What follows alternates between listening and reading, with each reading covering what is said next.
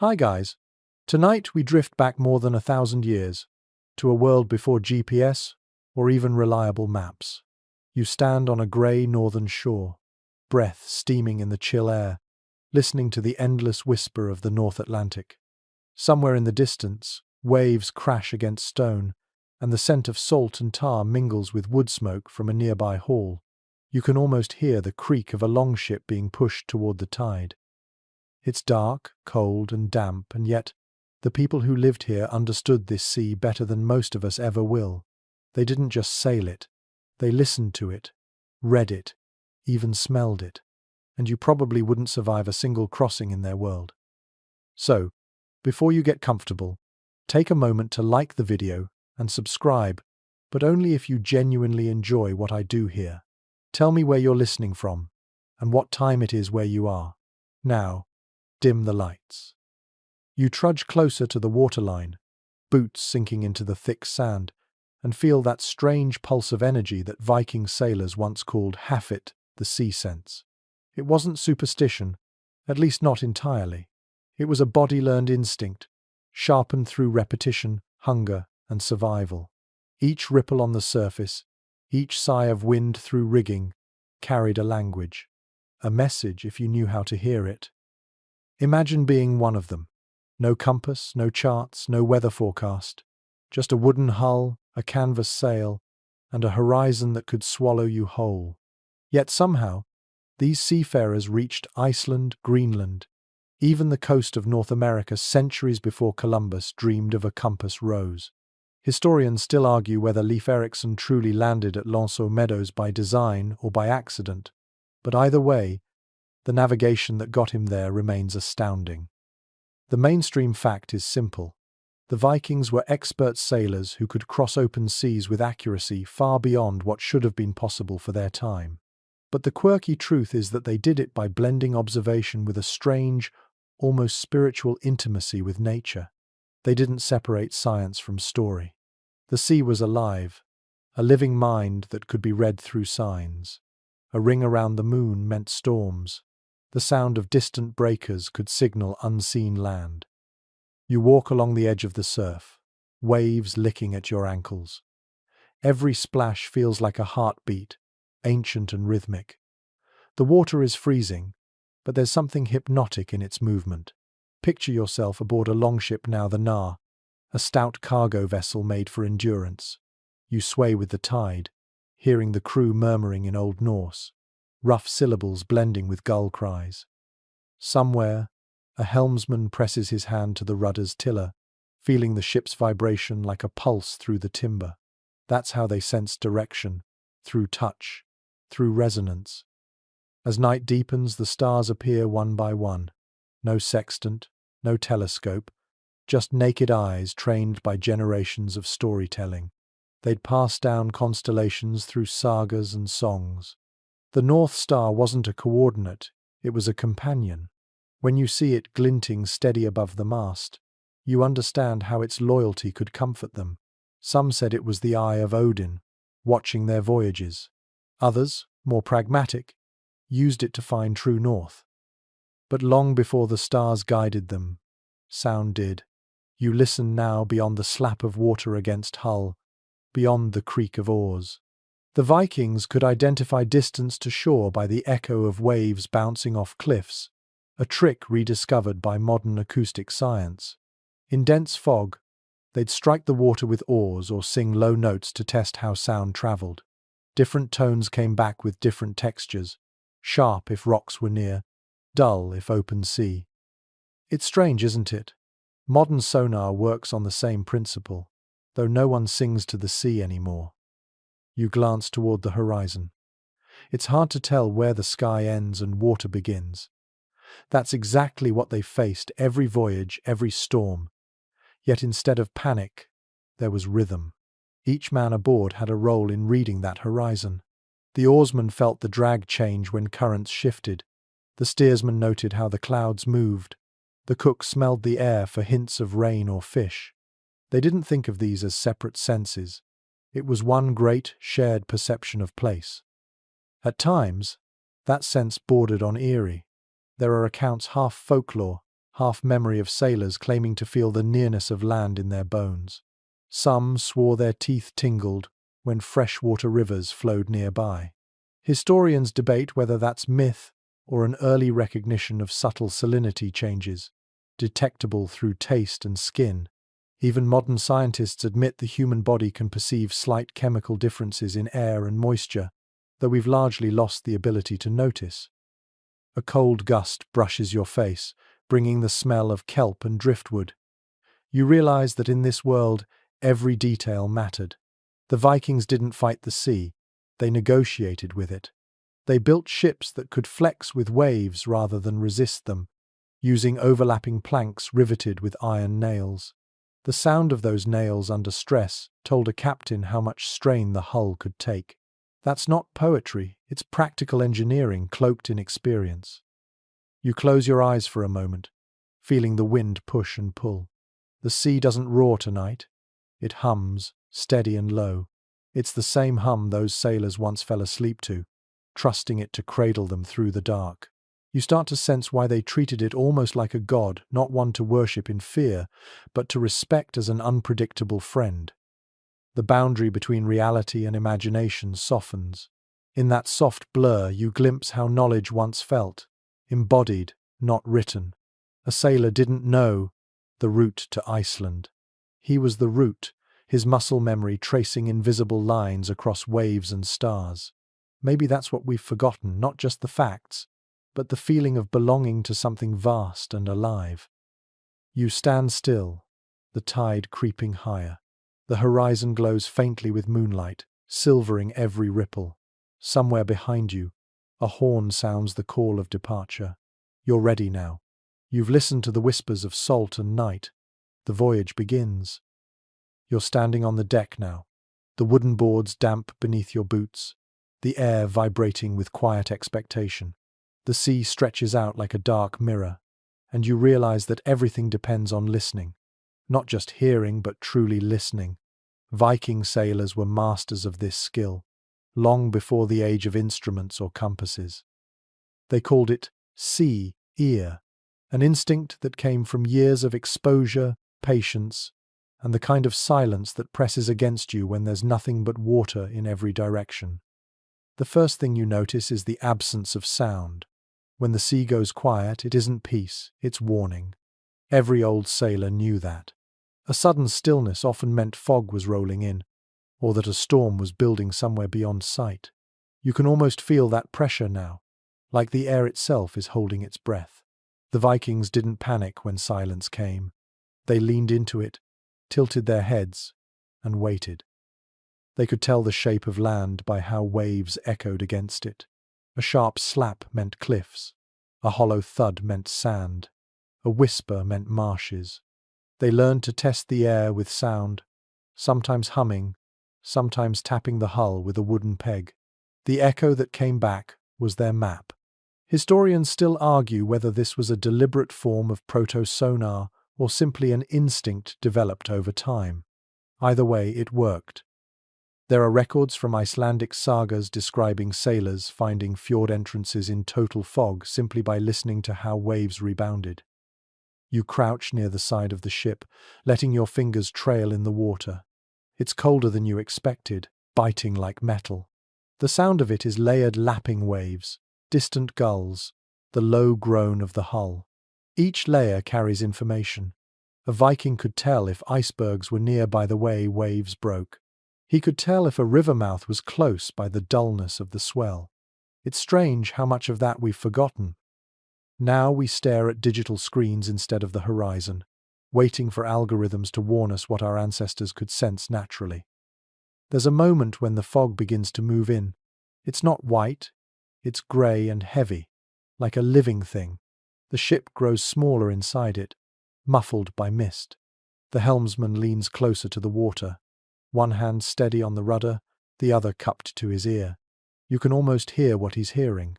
The distant roll of breakers, the rhythm of waves striking stones somewhere far ahead. He listens for gulls, too. Seabirds never stray too far from land. If their cries fade, it means open sea. If they grow louder, it means safety is near. The mainstream historical fact here is that Viking navigators used auditory cues as part of their toolkit, especially in coastal sailing. They could tell direction by the way waves angled against the hull, even in darkness. The quirky detail is that some accounts mention sailors singing into the fog, long drawn-out notes meant to test how sound traveled.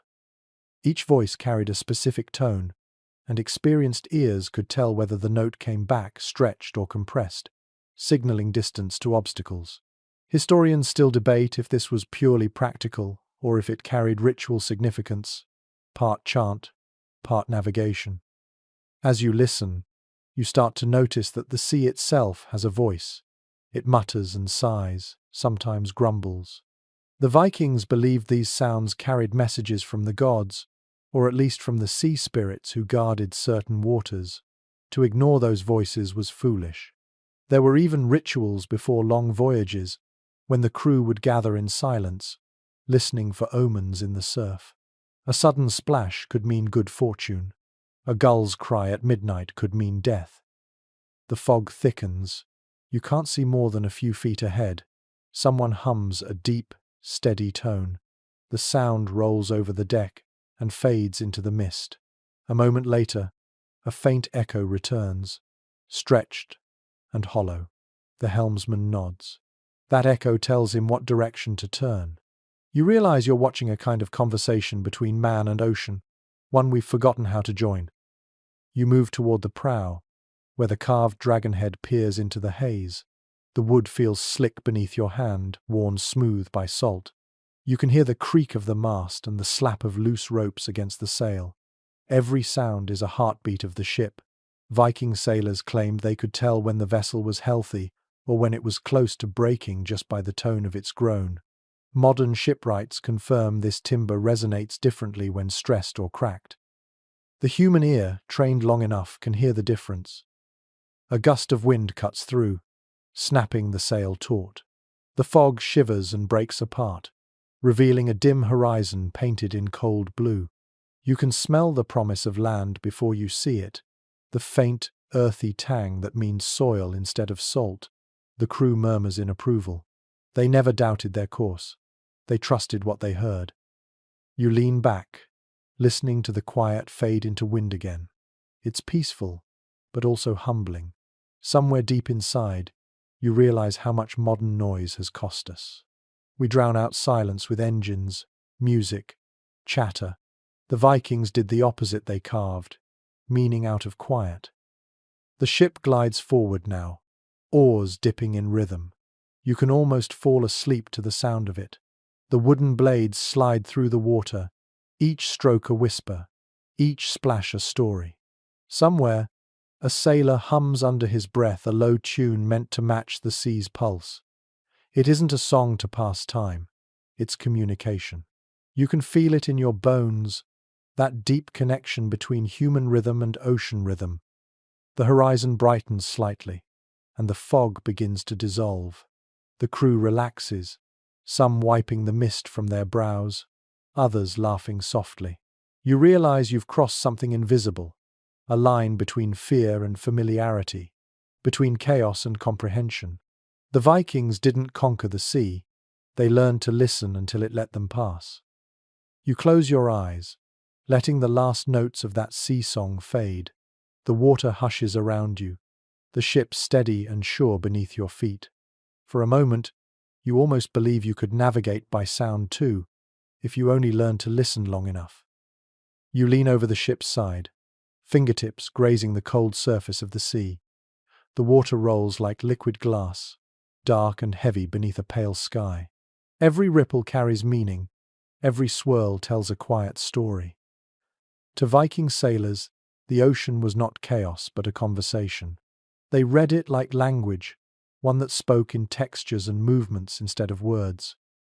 As you trail your hand, you feel how the current changes direction, almost imperceptibly. To you, it is just a chill between your fingers. To a Viking, it was a clue. They understood the sea's dialects, the difference between the pulse of deep ocean and the slow drag of a nearshore tide. Long before written charts existed, these seafarers learned to read currents through their senses. Modern oceanographers confirm that subtle shifts in temperature, foam, and flow could indeed reveal location, though we've lost that intimacy.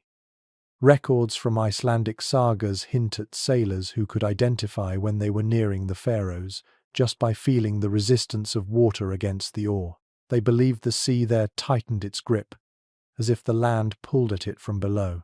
It sounds like poetry, yet hydrodynamic studies today show that undersea topography does influence surface tension and wave pattern.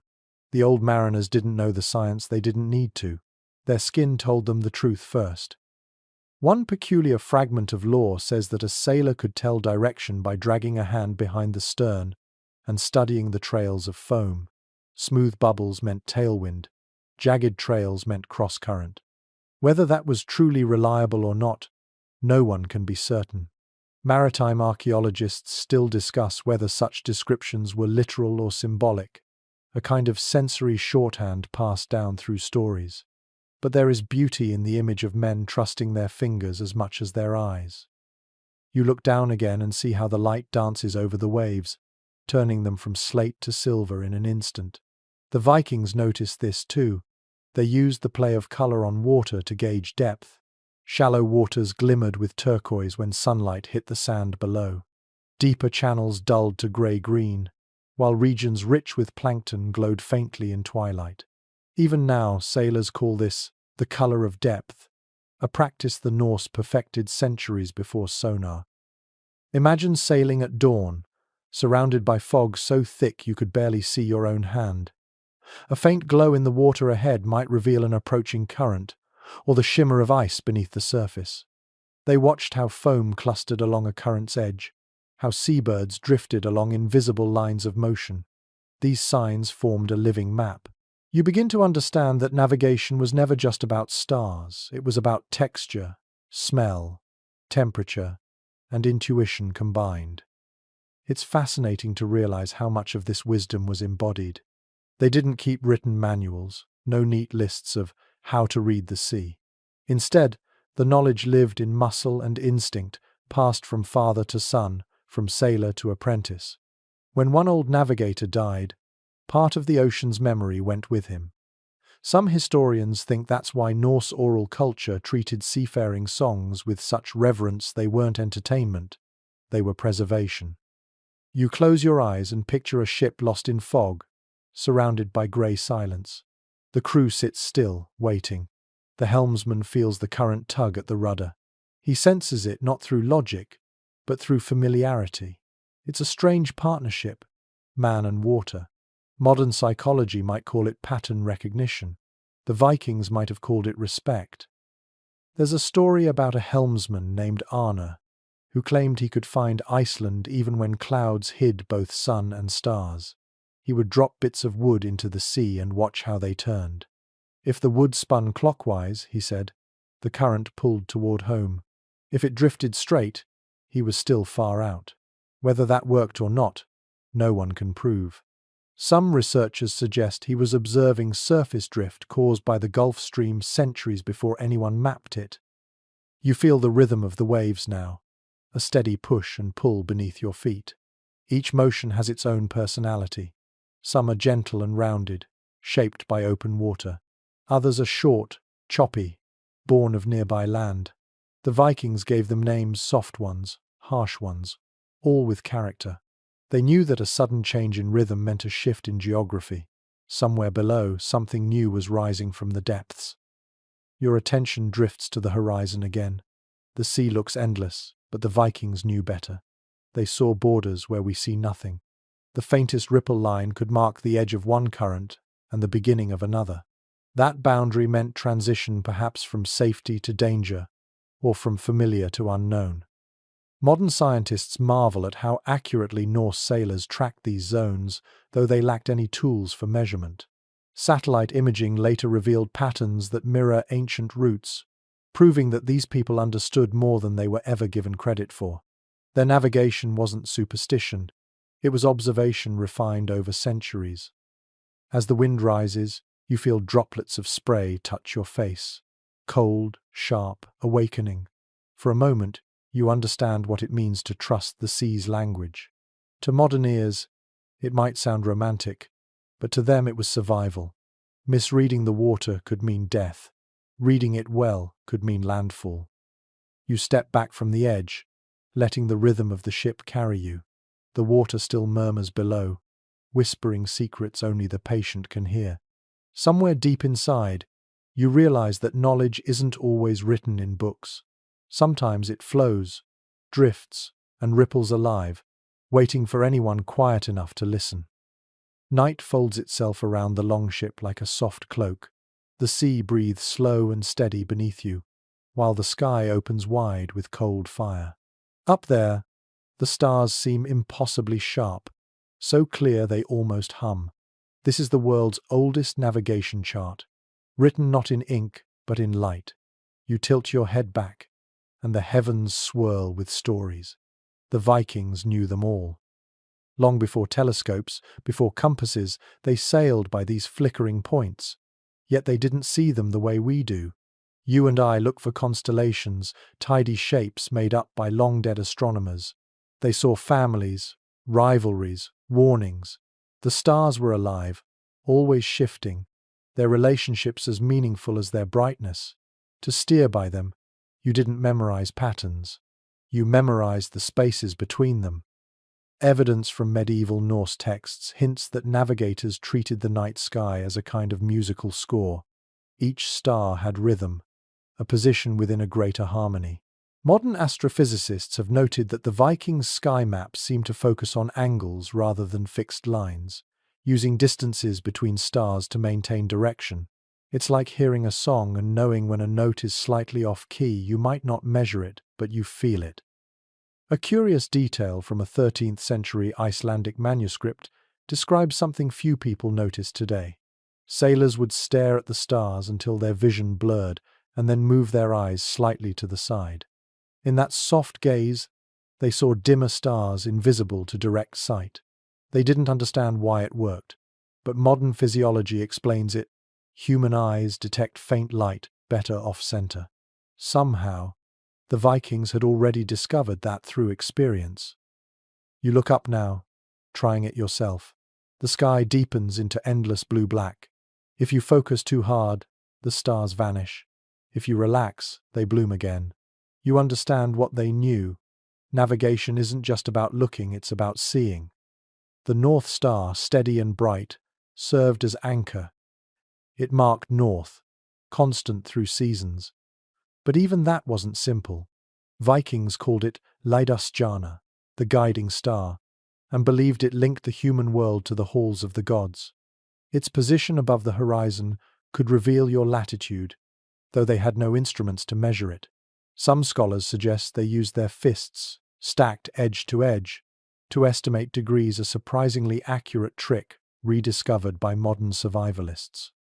Still, the sky wasn't always clear. Fog, clouds, or endless summer daylight in northern latitudes often hid the stars. What then? They watched the space between. The faint glimmer of dusk on one horizon or the stretch of dawn on another told them the sun's hidden position. They even noted how the color of twilight lingered longer in one direction. From that, they could guess orientation. It's astonishing how little light they needed to find their way. You can almost hear their quiet discussions, low voices naming constellations like Friends, the Bear, the Swan, the Wain. Each one held not just direction but moral meaning. The Bear guarded travelers. The Swan warned of storms. The Wain, our Big Dipper, pointed the path home. Their mythology and geography were intertwined. To navigate was also to remember the stories that shaped the stars themselves. One ancient fragment mentions a shifting star that some believed foretold rough seas. It might have been a planet mistaken for a wandering light. The crew would argue softly about what it meant. Some said it was Thor's torch. Others said it was the eye of a drowned man. Whether superstition or signal, those lights stirred imagination and caution alike. Modern researchers note that such myths often encoded practical knowledge. When certain planets rose at specific seasons, the winds also changed. You imagine being on that dark deck, breath steaming, eyes lifted to infinity. No compass. No compass rose. No error margin. Only trust in patterns, in memory, in the unbroken line between ship and sky. Even today, the simplicity feels sacred. We've traded awe for precision. They had both, wrapped together.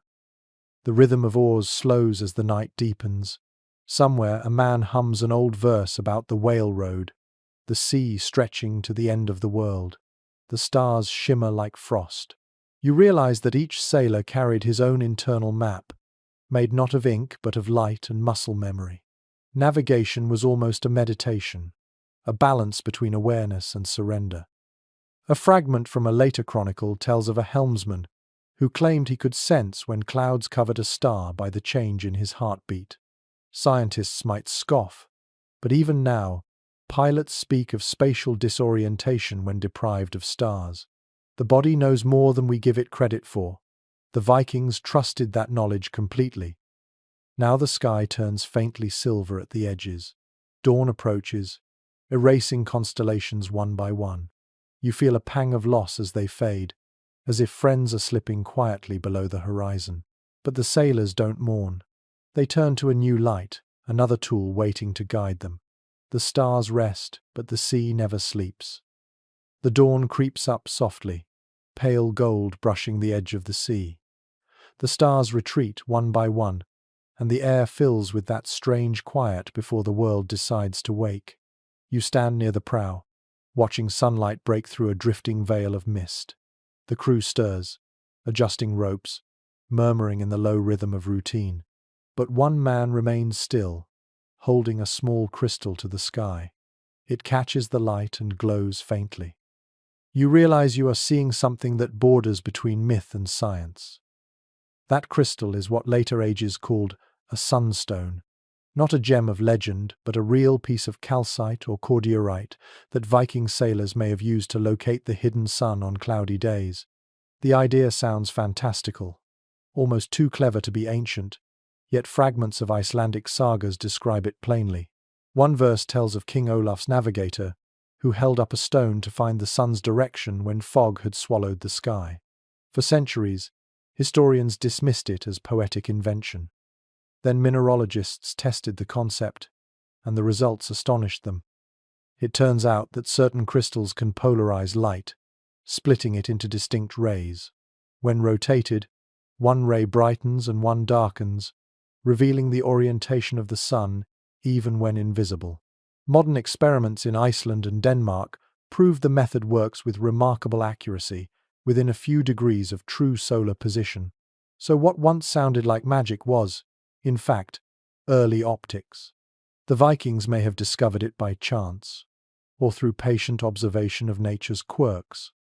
One curious note from a 10th century text mentions that sailors sometimes kept two such stones of different colors, perhaps to test which gave the clearer reading.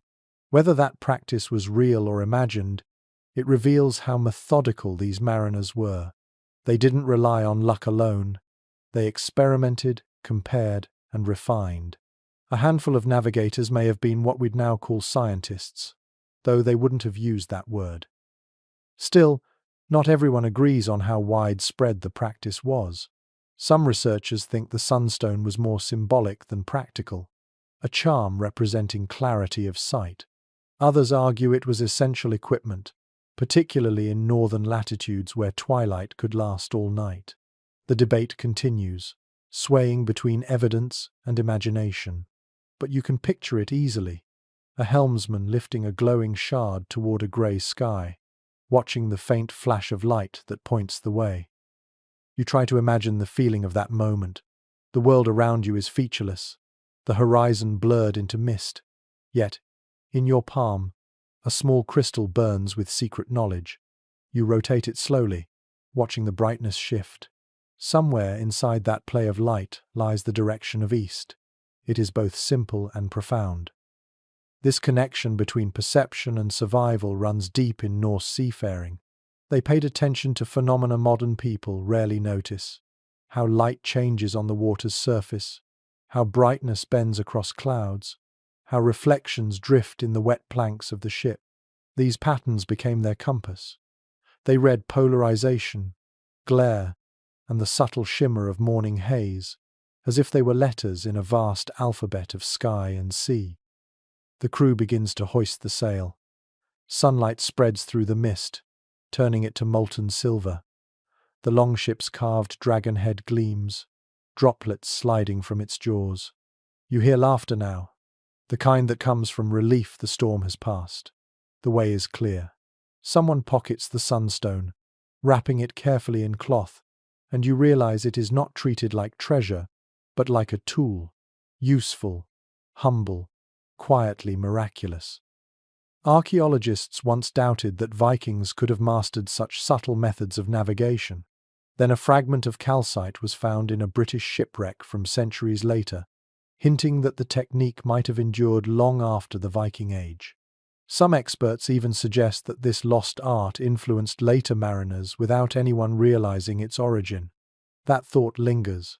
How many modern inventions were rediscoveries of forgotten wisdom? You step closer to the edge, letting the brightening wind brush your face. The world feels sharper now, colors clearer after the grey. The sea reflects the sun in shards of gold, and for a moment you see how a sailor might think of the water as liquid light. That's what the sunstone captured, a fragment of that brilliance, held steady in one's hand. Another voice within you wonders what it must have felt like to trust such fragile tools. One cloudy morning could mean life or death, and yet they faced it calmly. The crystal might fail, the clouds might thicken, but they believed that persistence revealed direction eventually. There's a quiet lesson there, one that transcends centuries. Sometimes, when clarity hides, patience is the true compass. You glance back toward the crew. Their movements are unhurried, confident. They don't rush the sea, they move with it. Every sound, the creak of ropes, the flap of the sail seems to echo that balance between control and surrender. The sun climbs higher now, breaking the last threads of mist. The horizon opens wide, dazzling and clean. The voyage continues, guided by a flicker of light caught in a crystal, and by instincts older than memory. The sun climbs higher, and the longship begins to move with a steady pulse. The sail fills with wind, its woven wool catching invisible power. The ropes tighten, the mast groans softly, and the ship comes alive. You can almost feel the heartbeat of the vessel beneath your feet.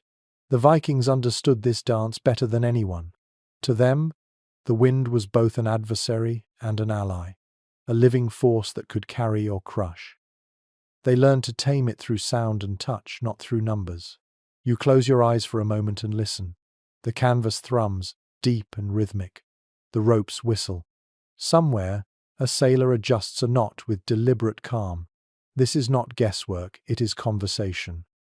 The longship answers to every adjustment, and the crew listens like musicians fine-tuning an instrument. Archaeological reconstructions of Viking ships reveal how carefully these vessels were designed for the northern seas. The square sail, simple in appearance, was a masterpiece of flexibility. Its angle could be altered slightly to catch or spill air, giving the crew control in unpredictable gusts. Modern wind tunnel tests confirm that these sails could perform surprisingly well even when sailing across the wind, not just with it. It's remarkable how engineering and intuition worked hand in hand, long before aerodynamics had a name. One rarely discussed fact about Viking rigging is that the sailcloth itself carried layers of meaning. They soaked it in animal fat, fish oil, or even milk to make it resistant to water and wind. Each crew had its own recipe, passed down like a family secret. The mixture not only waterproofed the sail but also changed its color, sometimes giving it a reddish hue under sunlight. That shimmer could serve as a signal to distant allies or a warning to rivals. You watch as the wind shifts slightly, and the helmsman adjusts course without a word. His hand rests lightly on the tiller, yet every small movement counts. The balance between sail, rudder, and sea is delicate. Modern sailors use instruments to detect such changes. The Vikings relied entirely on their bodies. They could feel a change in the wind direction through the texture of air on their cheeks. That may sound exaggerated, but studies on long-distance rowers and traditional sailors show how heightened awareness develops after years at sea. The Vikings simply embodied it. There's a story from an old Greenlandic chronicle about a sailor who could predict wind by the way the smoke from his pipe bent. He would blow a ring, watch it twist, and declare what kind of day awaited them. People laughed at his superstition until his predictions proved true time after time. Modern meteorology would explain it as reading microcurrents and humidity, but to his shipmates, it was magic. The line between skill and sorcery was always blurred on the open ocean. The wind stiffens now, and the ship begins to lean slightly. The crew responds instinctively. Some tighten ropes, others shift weight. They don't speak. Every gesture is practiced, every movement part of a shared rhythm. It's as if the entire vessel is one body breathing in harmony with the sea. You can see why later poets described longships as living creatures. Their prows lifted like heads, their sails became lungs. The Vikings treated them with the respect due to a companion. A curious tradition mentioned in several sagas describes how some captains spoke to their ships as if to calm them before a storm. The words were gentle, almost like lullabies. Modern historians interpret this as ritualized psychology, a way to steady nerves. But sailors swore it worked. A calm ship, they said, survived better than a fearful one. The wind shifts again, colder now, carrying the faint smell of distant rain. The helmsman looks at the clouds, studying their shape. He doesn't see mere weather, he sees intention. Thick grey lines rising from the horizon mean heavy gusts. Thin streaks across a pale sky mean steady breezes. Every Viking child grew up learning those signs. When they spoke of the wind gods, they were naming patterns of air they understood intimately. You look up at the sail again. It strains, flutters, then settles. The ropes creak with satisfaction. This is the Viking sailor's true art, knowing when to fight and when to yield. A novice might tighten every line, but a veteran loosens some, letting the ship breathe. Even the strongest wind becomes manageable if the sail knows how to dance with it. There's a kind of poetry in that partnership. We often think of control as domination, but here it means listening. When the sea and wind argue, the ship becomes mediator. You, standing here, can almost sense that conversation. 1,000 invisible threads tugging, twisting, balancing. You hear the sigh of wind in the rigging, and realize that this sound guided entire civilizations across unknown oceans. As the gust fades, calm returns. The sail flutters softly, catching stray rays of sun. You can smell the oily wool, the salt drying on its surface, the faint musk of tar. These scents once meant safety. They meant movement, direction, hope. The Vikings might not have had compasses, but they had confidence, a trust born of deep intimacy with their craft and the world it sailed through. The horizon gleams ahead, endless and inviting. The ship glides onward, the wind whispering its approval. You feel the same quiet certainty that must have filled those long voyages. Not arrogance, but faith in motion itself. The wind may change, the sea may rise, but those who listen will always find their way. The ship glides steadily now, its hull humming softly as it rides the rolling swells. You rest your hand against the railing and feel a faint vibration beneath your palm, a low thrum like the purring of some great animal. The Vikings often said that a good ship was alive, that the wood itself had a spirit. Looking around, you begin to understand why. Everything here breathes. The ropes shift, the planks creak, the mast sighs. Nothing is still. Each longship had a name, not for vanity but for identity. The Islandingur, the Sea Stallion, the Wave Serpent. These weren't poetic titles, they were ways of acknowledging a bond. Before every voyage, the crew would offer a small gesture of respect to their vessel. Sometimes a drop of ale poured across the bow, sometimes a whispered blessing. To them, the ship wasn't a tool, it was a companion with moods and memory. Archaeologists studying ship remains from Roskilde and Oseberg have noticed something remarkable. The timbers were cut so that the natural curve of the tree followed the curve of the hull. This made the wood stronger, more flexible. It also meant that each plank carried the grain's original energy, bending like muscle instead of resisting pressure. You run your fingers along the rail and can almost sense that tension. The tree's life reshaped into a creature that swims instead of stands. One curious note from a 12th century Icelandic saga mentions sailors claiming they could tell if a ship dreamed of land. They said it would hum differently, the sound of its timbers changing tone as it neared shore. Modern researchers can't quite explain this, though some suggest it might have been the resonance of shallow waves reflecting under the hull. The physics make sense, even if the poetry surpasses it. You close your eyes and listen. The ship's voice is low but constant, a mix of groan and rhythm. Each wave makes it speak a little differently. The Vikings knew these voices like family. A sudden new creak could mean danger, a weakened joint, or too much strain. Shipwrights taught their sons to identify such changes by ear, a practice some modern boat builders still use today. They didn't just build ships, they tuned them. At times, the relationship between sailor and ship bordered on devotion. There's an account from a Greenland expedition describing how a crew refused to abandon their sinking vessel. They believed that if they deserted her, their souls would wander forever. Eventually, they lashed themselves to the deck and waited for rescue that never came. Romanticized or not, it reveals the depth of emotion invested in these wooden bodies. The wind shifts again, filling the sail with a deep whoosh. You feel the sudden lift as the ship surges forward, and your heartbeat matches its pace. The helmsman smiles slightly, his eyes on the horizon, his hand firm on the tiller. He doesn't shout orders. He doesn't need to. Every man on board feels what the ship feels. There's no separation between human and vessel. That unity is what kept them alive through storms that would break lesser crews. One lesser-known practice involved listening to the hull through the floorboards. A sailor would press his ear to the deck to judge whether the ship's speed was too high or if currents had changed direction. Modern sailors use instruments for that now, but the principle remains sound literally. Under certain conditions, water flow produces different tones as it rushes along the keel. Experienced ears could tell whether they were gliding over deep ocean or skimming dangerously near shoals. You breathe in the scent of wet pine and tar. It's earthy, comforting. This was the smell of home and survival for the Norse. Shipbuilders spent months preparing wood, coating it with tar made from burning pine roots, a process so potent the aroma could last for decades. That fragrance meant safety. It meant the hull was sealed tight against the cold sea.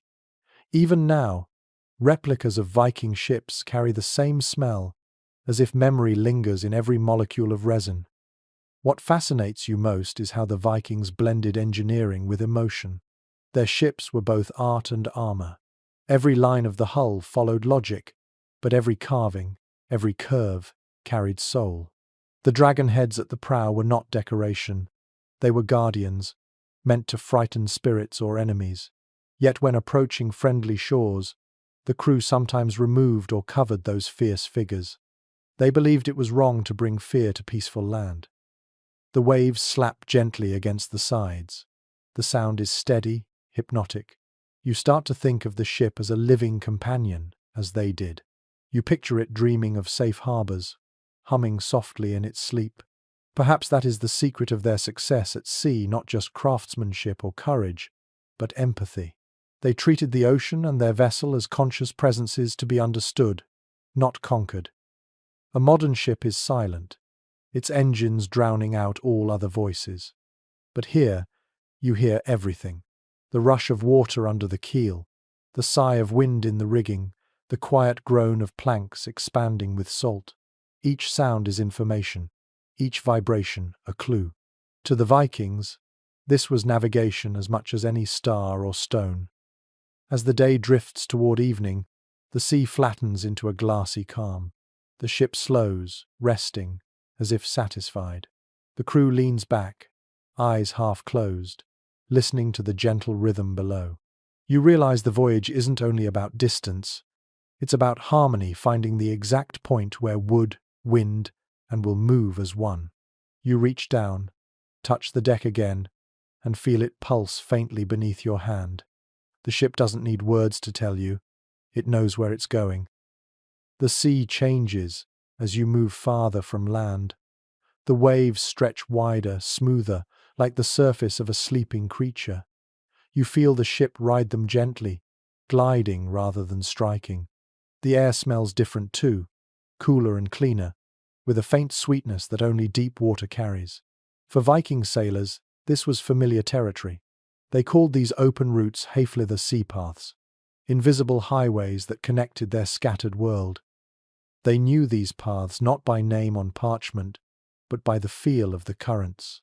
Every voyage began with studying the tides, watching how they pulled at the shoreline. Some of those currents were seasonal, others eternal. The Vikings memorized them with precision that rivals modern ocean charts. Modern oceanographers, mapping North Atlantic drift patterns, found that many align almost perfectly with the sailing routes described in sagas. What was once legend turns out to be empirical navigation encoded in story. A fascinating record from Greenland describes how mariners predicted currents by watching how kelp drifted. If the seaweed lay flat along the surface, the water was steady. If it twisted or disappeared beneath waves, it meant hidden undercurrents. To test direction, they sometimes tossed bits of wood into the water and watched how they floated compared to the ship's heading. You can picture that small ritual, quiet, simple, endlessly practical. One detail that rarely makes it into textbooks is how they described the sea's colors to mark different zones of travel. The northern drift near Iceland was steel blue, cold and heavy. The southern drift toward Britain was green-gold, smoother and warmer. Those weren't just poetic expressions.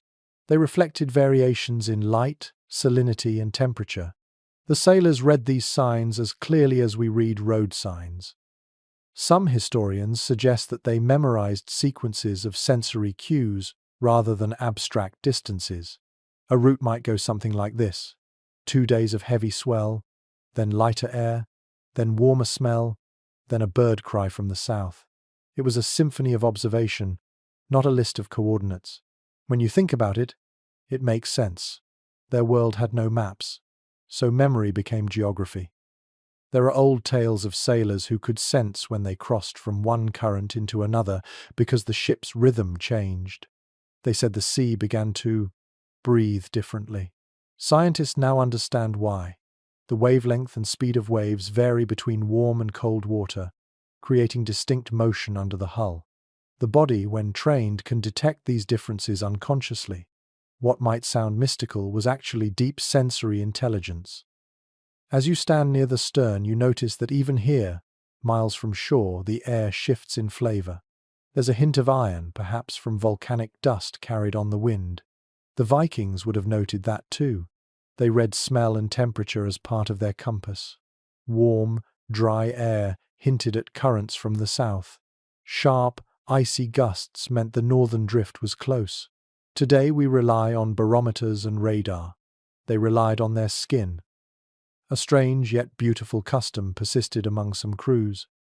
Before a long voyage, they would throw a small carved figure into the sea and watch how it drifted. If it floated freely in one direction, that was the path they should follow. If it spun or stayed near the ship, they delayed departure.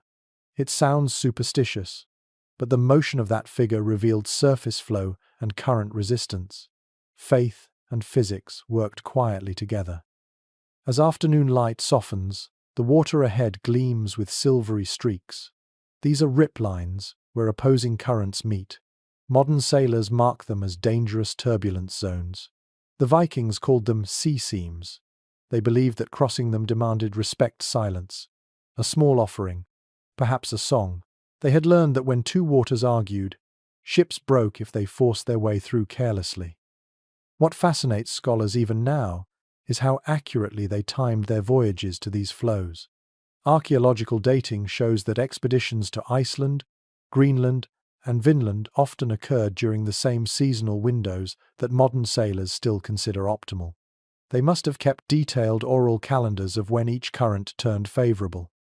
Those calendars vanished with time, but hints survive in saga descriptions of journeys that always began under the same stars and ended at the same moon. The world around you is still. Only the sound of water slipping along the hull breaks the quiet. You realize that the sea is not uniform at all. It is a vast moving web, a living map in constant motion. The Vikings didn't just cross it, they became part of it. To them, mastery meant harmony. To fight the current was foolish. To follow it was wisdom. As night falls, faint phosphorescence appears in the water. Tiny sparks of green and blue flicker around the ship's sides. The sailors watch them in silence. They called this sea fire, believing it to be the work of spirits guiding their way. We now know it as bioluminescent plankton reacting to motion. The science is modern, but the wonder is ancient. You lean over the edge, watching the glowing trail fade into the darkness. Somewhere below, the current you follow stretches across half the world, unseen yet steady. It connects continents, histories, and hearts. Perhaps that's what the Vikings truly understood, that the ocean is not a barrier, but a thread tying everything together. Morning comes again, pale and clean, with a light wind rippling across the surface of the sea. The air feels softer now, touched by something earthy. You take a deep breath and catch faint traces of pine, tar, and distant smoke. The crew stirs, murmuring with quiet satisfaction. To them, scent is not simply atmosphere, it is information. The Vikings understood that the sea carried smell as surely as it carried sound or light. Before sight or sound could announce land, the nose often did.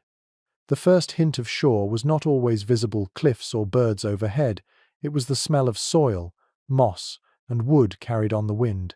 Accounts from early Norse voyages mention sailors waking from sleep and declaring that they smelled land hours before anyone could see it. Today we might smile at that, yet science supports them. Coastal breezes truly do carry airborne organic compounds from forests and marshes far out to sea. Researchers studying modern navigators in similar environments have confirmed that under calm weather conditions, humans can detect terrestrial scents across dozens of nautical miles. What the Vikings lacked in instruments, they made up for in training their senses. When you live your life exposed to salt, wood, and fish, any deviation stands out. There is a peculiar entry in a medieval Icelandic text that describes a sailor who identified the shores of Greenland by the taste of the wind. The phrase sounds poetic until you realize he meant it literally. The salt in the air tasted sharper, richer with minerals from glacial dust. It was a taste memory as accurate as any visual cue. In an age before weather charts or barometers, taste and smell became early warning systems. Another odd but charming custom appears in several sagas. Before departure, the helmsman would sniff a handful of seaweed collected near the home harbour, then later compare its smell to that of the sea during the journey. If the scent grew fresher or warmer, they believed they were sailing towards similar waters.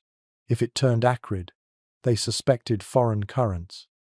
Whether this ritual truly worked or simply gave confidence is hard to know, but the gesture reveals how physical and intuitive Viking navigation was. You close your eyes and try to sense what they sensed. The breeze touches your skin like cool silk. Beneath the tang of salt lies something richer, resin perhaps from distant pine forests, or the faint sweetness of peat smoke from unseen settlements. It feels like a whisper of home. No instrument could measure such detail, yet to a Norse crew it was enough to confirm direction. Not all smells promised comfort. The sea could warn of danger too. Sailors recognized the odor of approaching storms, a metallic scent that came just before lightning. They also feared the stench of seaweed rotting on hidden reefs, which meant shallow waters or ship-breaking rocks ahead. Their vocabulary for scent was richer than ours.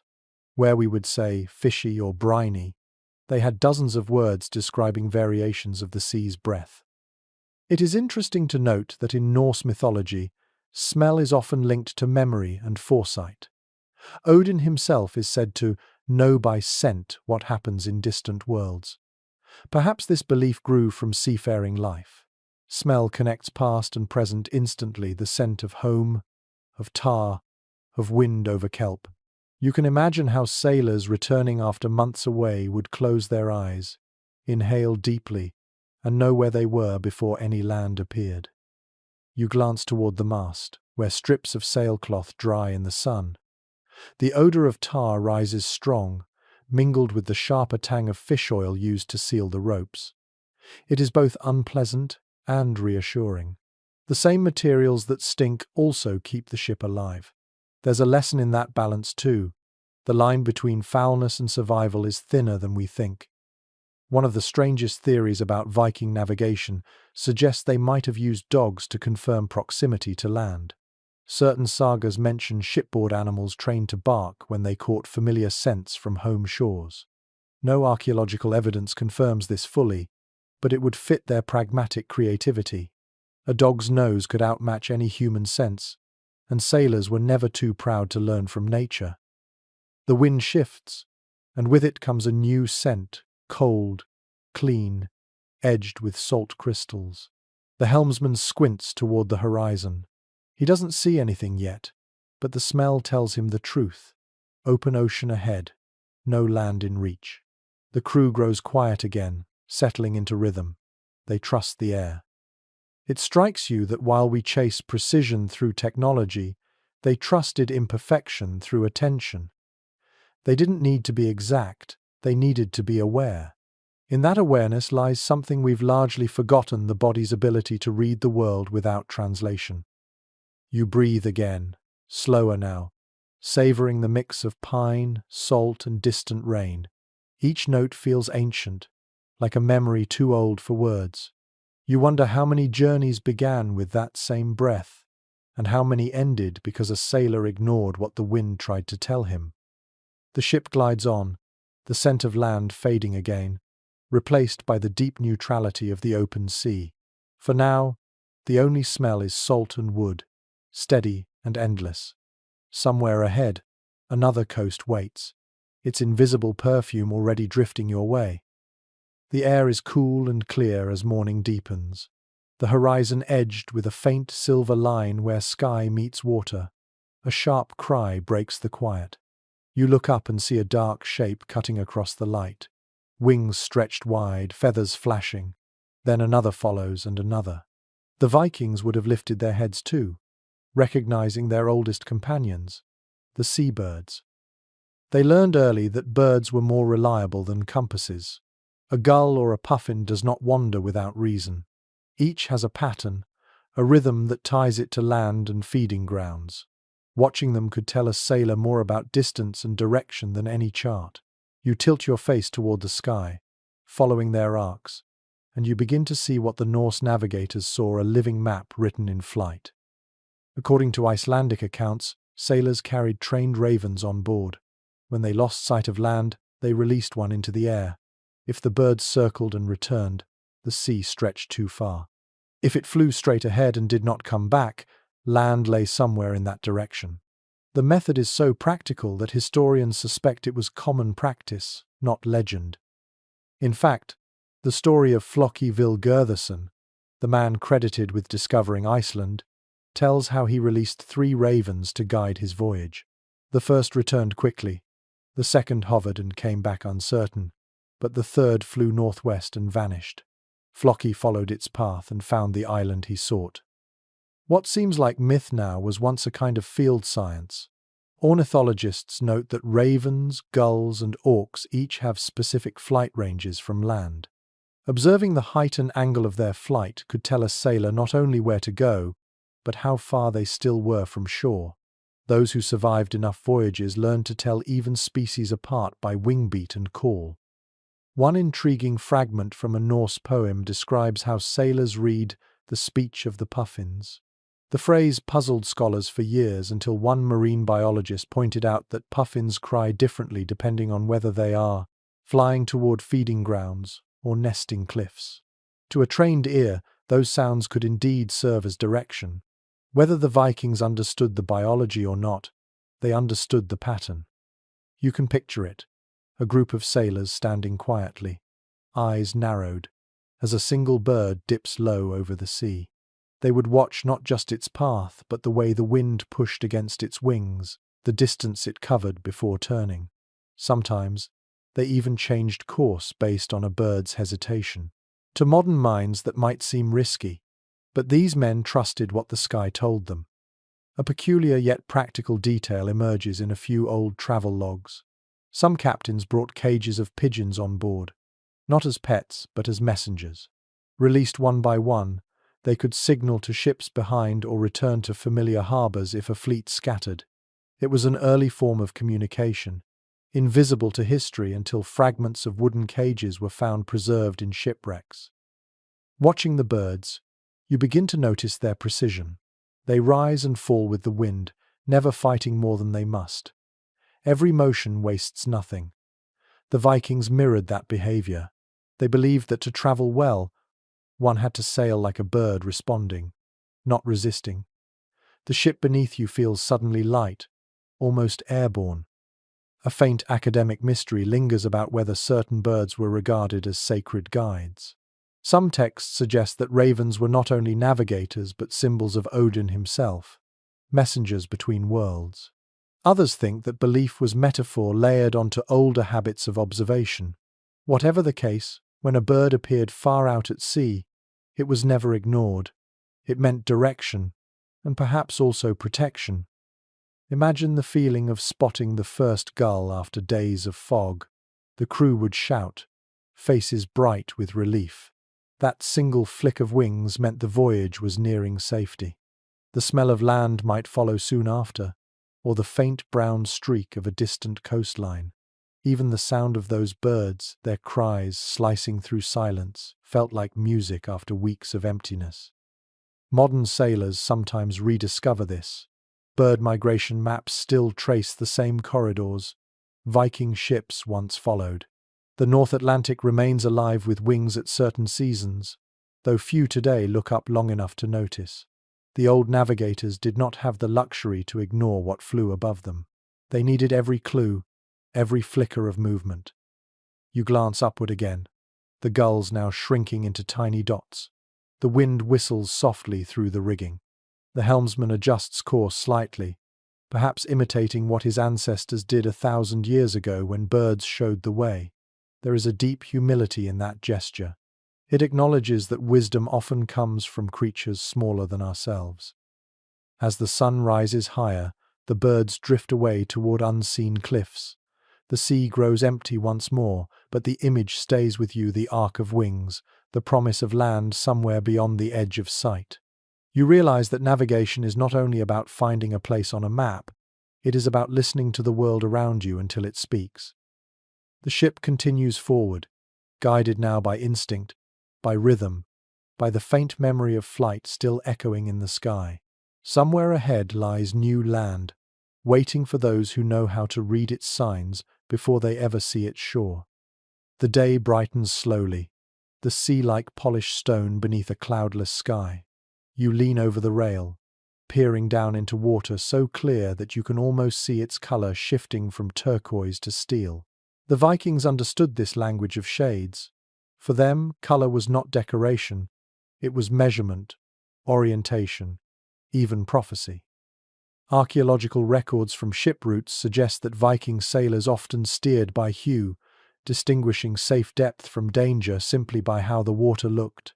Near the coasts of Norway, the water turned green where sunlight struck shallow sand.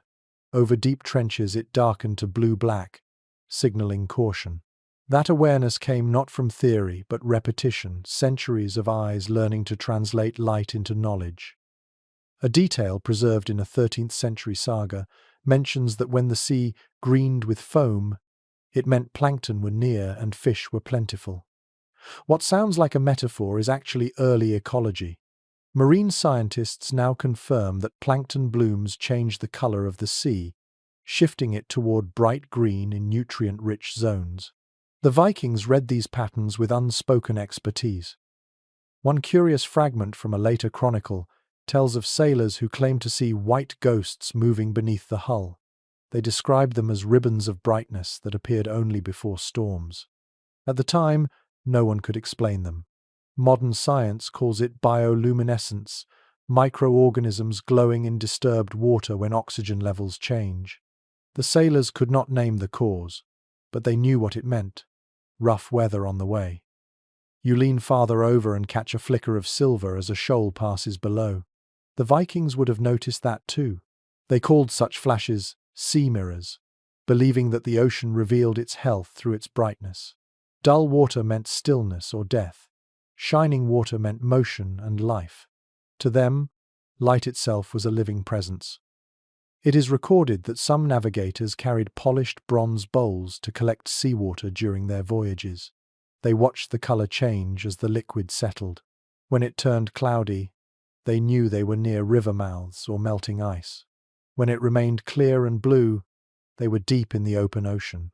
These small observations built a vocabulary of color more precise than any modern map. Scholars continue to puzzle over how far this perception went.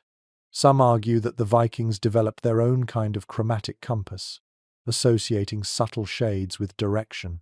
The idea remains speculative, but patterns in old sailing songs hint at it. Certain verses describe eastward blue and westward green, suggesting consistent associations between color and cardinal orientation. Whether this was coincidence or method is still an open question. As you gaze into the rippling depths, the water shifts again. Now it glows faintly with reflected light from the sky, a surface alive with motion. The Vikings saw in that shimmer something divine. They spoke of Aegir, the sea god, stirring his golden cauldron to mix currents and tides. The foam was his brew, the color his mood. Belief and observation blended seamlessly. Faith sharpened focus rather than replacing it. Modern sailors sometimes rediscover this instinct without realizing it. They talk about the feel of a sea, the way color changes with temperature, the tone of light under different skies. The Vikings lived by those cues. A green horizon might mean shallows. A sudden grayness could mean incoming fog. Even the brightness of distant water revealed the direction of sunlight filtered through clouds. You crouch at the edge of the deck, watching sunlight refract through a thin film of foam. The colors deepen: green, gold, blue, and white, all weaving together.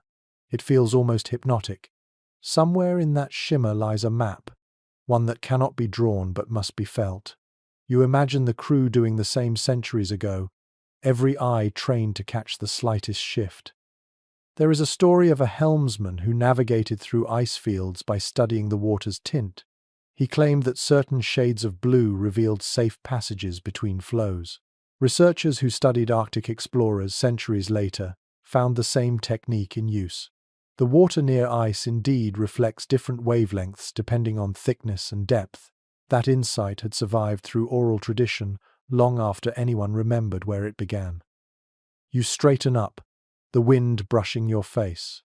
The sea stretches outward in endless gradients of color, each one holding a secret. The Vikings did not need to measure, they simply recognized. Perhaps that is what we have lost the patience to watch long enough for meaning to emerge. The ship moves onward, the sunlight playing across its wake. Behind you, the water brightens into silver ribbons, fading slowly back to blue. You feel a quiet gratitude for this forgotten skill. The ability to see the world not as scenery, but as information written in light. The horizon glows softly ahead, and for a moment, it feels as though the sea itself is speaking, telling you where to go. The sky begins to thicken with clouds, long grey ribbons stretching across the sun. The light dims but softens, and the wind changes pitch. Every Viking sailor knew that shift intimately. To them, clouds were not decoration. They were prophets. Each shape, each movement, each color in the sky carried meaning. As you tilt your head upward now, you realize that the heavens themselves were once a second ocean, just one they learned to sail with their eyes. In the sagas, there are lines describing captains who read the roof of the sky before setting sail. This was not superstition. Modern meteorologists recognize that many of their observations remain valid. A ring around the moon signaled moisture in the air, the forerunner of rain. High, feathery cirrus clouds meant good weather, while low, heavy masses crawling across the horizon warned of wind. You can imagine the quiet tension as a helmsman glanced upward, his expression enough to make the crew tighten the ropes without a word. A remarkable fact noted in several Icelandic texts is that the Vikings classified clouds by movement rather than shape. Instead of naming them for what they looked like, they named them for how they behaved, whether they ran, rested, or dragged across the sun. It was a system born from constant exposure, more poetic than scientific, yet perfectly suited to seafaring life. One lesser-known practice involved studying the reflection of clouds in the sea. The Vikings noticed that certain types of clouds cast clearer, brighter reflections in calm water. The sharper the reflection, the heavier the air, which often preceded fog or rainfall. Centuries later, early meteorologists confirmed that optical density in the atmosphere does affect how clouds appear on reflective surfaces. The old sailors didn't know the physics, but they knew the signs. An intriguing story from a Greenland voyage tells of sailors predicting a storm by how quickly seabirds dropped toward the waves. They said the birds were speaking with the sky. Scientists now understand that birds sense changes in barometric pressure before humans do. The Vikings had no barometers, yet they observed the same signals. Experience was their instrument. The air around you feels thick now, the scent of rain mixing with salt. The helmsman glances upward again, squinting toward a narrow gap in the clouds. Through it, sunlight filters like pale honey. You watch his face, calm but focused, and you understand that he is reading just as you might read a book. Each wisp, each shadow, each gleam is a sentence in a language nearly forgotten. They watched the horizon constantly, because clouds near the edge of vision told more than those above. A faint haze might reveal distant land. A bank of low fog often hid drifting ice. There's a line in one saga where a sailor claims to see through the air to find Greenland. Scholars think this was not metaphor but observation of refraction, the bending of light at high latitudes that can make land appear where none exists. To those sailors, illusion and reality sometimes merged. You can see why their weather lore became myth. When clouds moved fast and strange, they said Thor's goats were racing through the sky. When the sea glowed green under a pale sun, they said the gods were testing courage. Belief gave their world narrative, but beneath it lay genuine understanding. Their stories kept knowledge alive across generations who had no written manuals. Some modern researchers believe that the Vikings could forecast weather nearly as accurately as 19th-century sailors, purely by observation. They timed departures to coincide with the good sky, a pattern of stable, pale clouds stretching eastward. When that formation appeared, it meant 3 days of calm. It wasn't guesswork. It was statistical memory passed down in verse and rhythm. You look again at the clouds. They are moving faster now, tails fraying into mist. The light underneath turns greenish, and the waves sharpen. The ship creaks as the wind picks up, but the crew seems unconcerned. They know this kind of storm. Brief, noisy, more bluster than danger. The helmsman calls out softly, adjusting the sail, and the longship pivots gracefully. The Vikings built vessels that could respond instantly, their curved hulls slicing through waves rather than fighting them. Raindrops begin to fall, tapping gently against the deck. You listen to the sound, steady and patient. Somewhere in that rhythm, you hear the same peace those sailors must have felt. To them, weather was not a threat but a message. If you listened, you were safe. Gradually, the rain fades, and sunlight breaks through again, scattering diamonds across the surface of the sea. The clouds drift apart like curtains opening after a performance. You exhale slowly, the tension easing. Above you, the sky glows with that luminous clarity that always follows a northern storm. For a brief moment, you understand what it meant to trust the sky so completely. It was not faith in luck, but partnership with nature. They lived by observation, patience, and respect, tools as vital as any oar or sail. You lift your face to the wind, eyes half closed, and let the fading clouds carry their quiet wisdom across your skin. The sea has calmed again, rolling softly under a pale afternoon sky. You feel the rhythm of it through the soles of your feet, a pulse older than memory. Every wave carries a tone, every swell a personality. The Vikings gave those moods names, because to survive, you had to understand the sea's emotions. It was never just water to them. It was a living force with tempers, habits, and days of rest. In the sagas, the sea is described as a being that can smile or frown. Calm waters are said to purr like a cat, while stormy ones snarl and bite. Such language might sound fanciful now, but it captures something deeply practical. Recognizing these moods was not about poetry. It was about prediction.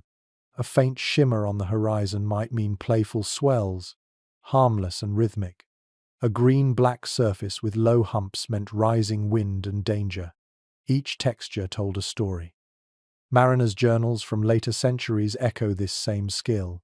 They refer to whispering seas that precede calm weather and nervous seas that tremble before storms. Modern meteorologists note that subtle vibrations do shift in pressure changes, altering the way water behaves. So, when a Viking sailor said the ocean was uneasy, he was making a precise observation in poetic form. One vivid account from an Icelandic poem describes how sailors would listen to the difference between rolling swells and breaking chop. Long, even waves meant deep water. Short, chaotic bursts meant reefs or shoals. Sometimes, when waves broke oddly 1 in 3 larger than the rest, they called it a hunger sea, believing it sought a sacrifice. Behind the myth was real danger. Rogue waves, unpredictable and powerful. An unexpected anecdote survives from a 10th century voyage to the Hebrides. The crew reported that the sea hummed before it spoke. They meant that faint vibrations rose through the hull before any visible change occurred. Some scientists suggest they were hearing infrasonic frequencies produced by pressure fronts and undersea movement. Without understanding the physics, the Vikings still used this as an early warning. You crouch, placing your palm flat on the deck. The ship rocks gently, and you can feel that same vibration. It's faint but steady, a deep murmur that never stops. No wonder they treated the sea as alive. It literally sings if you're quiet enough to hear it. They also believed that each body of water had a mood distinct from others. The Norwegian fjords were sleepy, the North Sea sharp, the Greenland waters cruel. These labels came from centuries of repeated experience. When one sailor described a lazy current, everyone knew it meant slower swells but treacherous undertow. The sea's personality became a shorthand for survival. Some of their expressions still survive in Scandinavian languages today. Words like brimrote, surfroot, and sagrunur, sea rumble, carry echoes of those old instincts. To name something is to respect it, and naming the sea's moods gave them power over fear. There's a passage in one saga that tells of a storm where the sea turned black as ink. The crew said it ate the light. To them, that was a sign not just of danger but of betrayal, the ocean turning against its own travelers. Yet even then, they didn't curse it. They spoke to it, promising gifts when the voyage was done. Whether that was prayer or psychology, it worked. Belief steadied trembling hands. Modern oceanographers often speak of the sea as chaotic, unpredictable. But perhaps that chaos is only unreadable because we've forgotten its language. The Vikings saw pattern where we see noise. They could tell when a storm would pass and when it would linger. They could sense when the sea would rest again. Their skill wasn't magic, it was attention refined into instinct. You gaze out at the horizon now. The water shimmers like molten silver, calm but alert. It reminds you of a giant animal breathing in its sleep. The ship rocks gently, the air thick with salt. Every creak of timber and sigh of rope seems part of the same living rhythm. When sailors returned home after long voyages, they often said that the land felt strange beneath their feet, as if it were the sea frozen in place. Their bodies missed the movement. They had learned to match their balance to the waves so completely that stillness made them dizzy. You sense a little of that yourself now, standing on this gently rocking deck, feeling the sea's slow heart beating beneath you. The Vikings might have described this calm as the sea's smile. They knew it wouldn't last, but for now it was mercy. They would rest, eat, sing softly, and thank the water for its gentleness.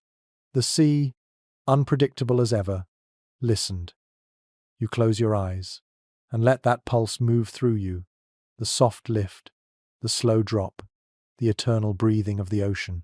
It's easy to imagine how sailors once spoke to it like a friend, half in fear, half in love. Maybe that's the truest thing they ever knew, that the sea's moods mirror our own, shifting from calm to fury to forgiveness, and back again. Night drifts in slowly, carrying a cool wind that smells of salt and rain. The stars begin to fade behind gathering clouds, and the sea darkens into polished glass. The crew grows quieter, moving with practiced ease as the wind changes. Somewhere forward, a man murmurs what sounds like a prayer. Another tosses a small coin into the water. You realize you are watching the boundary between science and superstition, though in the Viking world, those two things were never separate. They lived in a time when observation and belief shared the same bed. To them, understanding the world meant listening both to what the senses revealed and to what the unseen might whisper. A sailor could measure a shadow, study a current, and still ask the gods for guidance in the same breath. No contradiction existed between faith and logic. Each strengthened the other. Archaeologists have uncovered small amulets aboard Viking ships, carved bits of wood, smooth stones, and bones wrapped in cloth. These were charms for safe passage, carried not as decoration but as part of the ship's working equipment.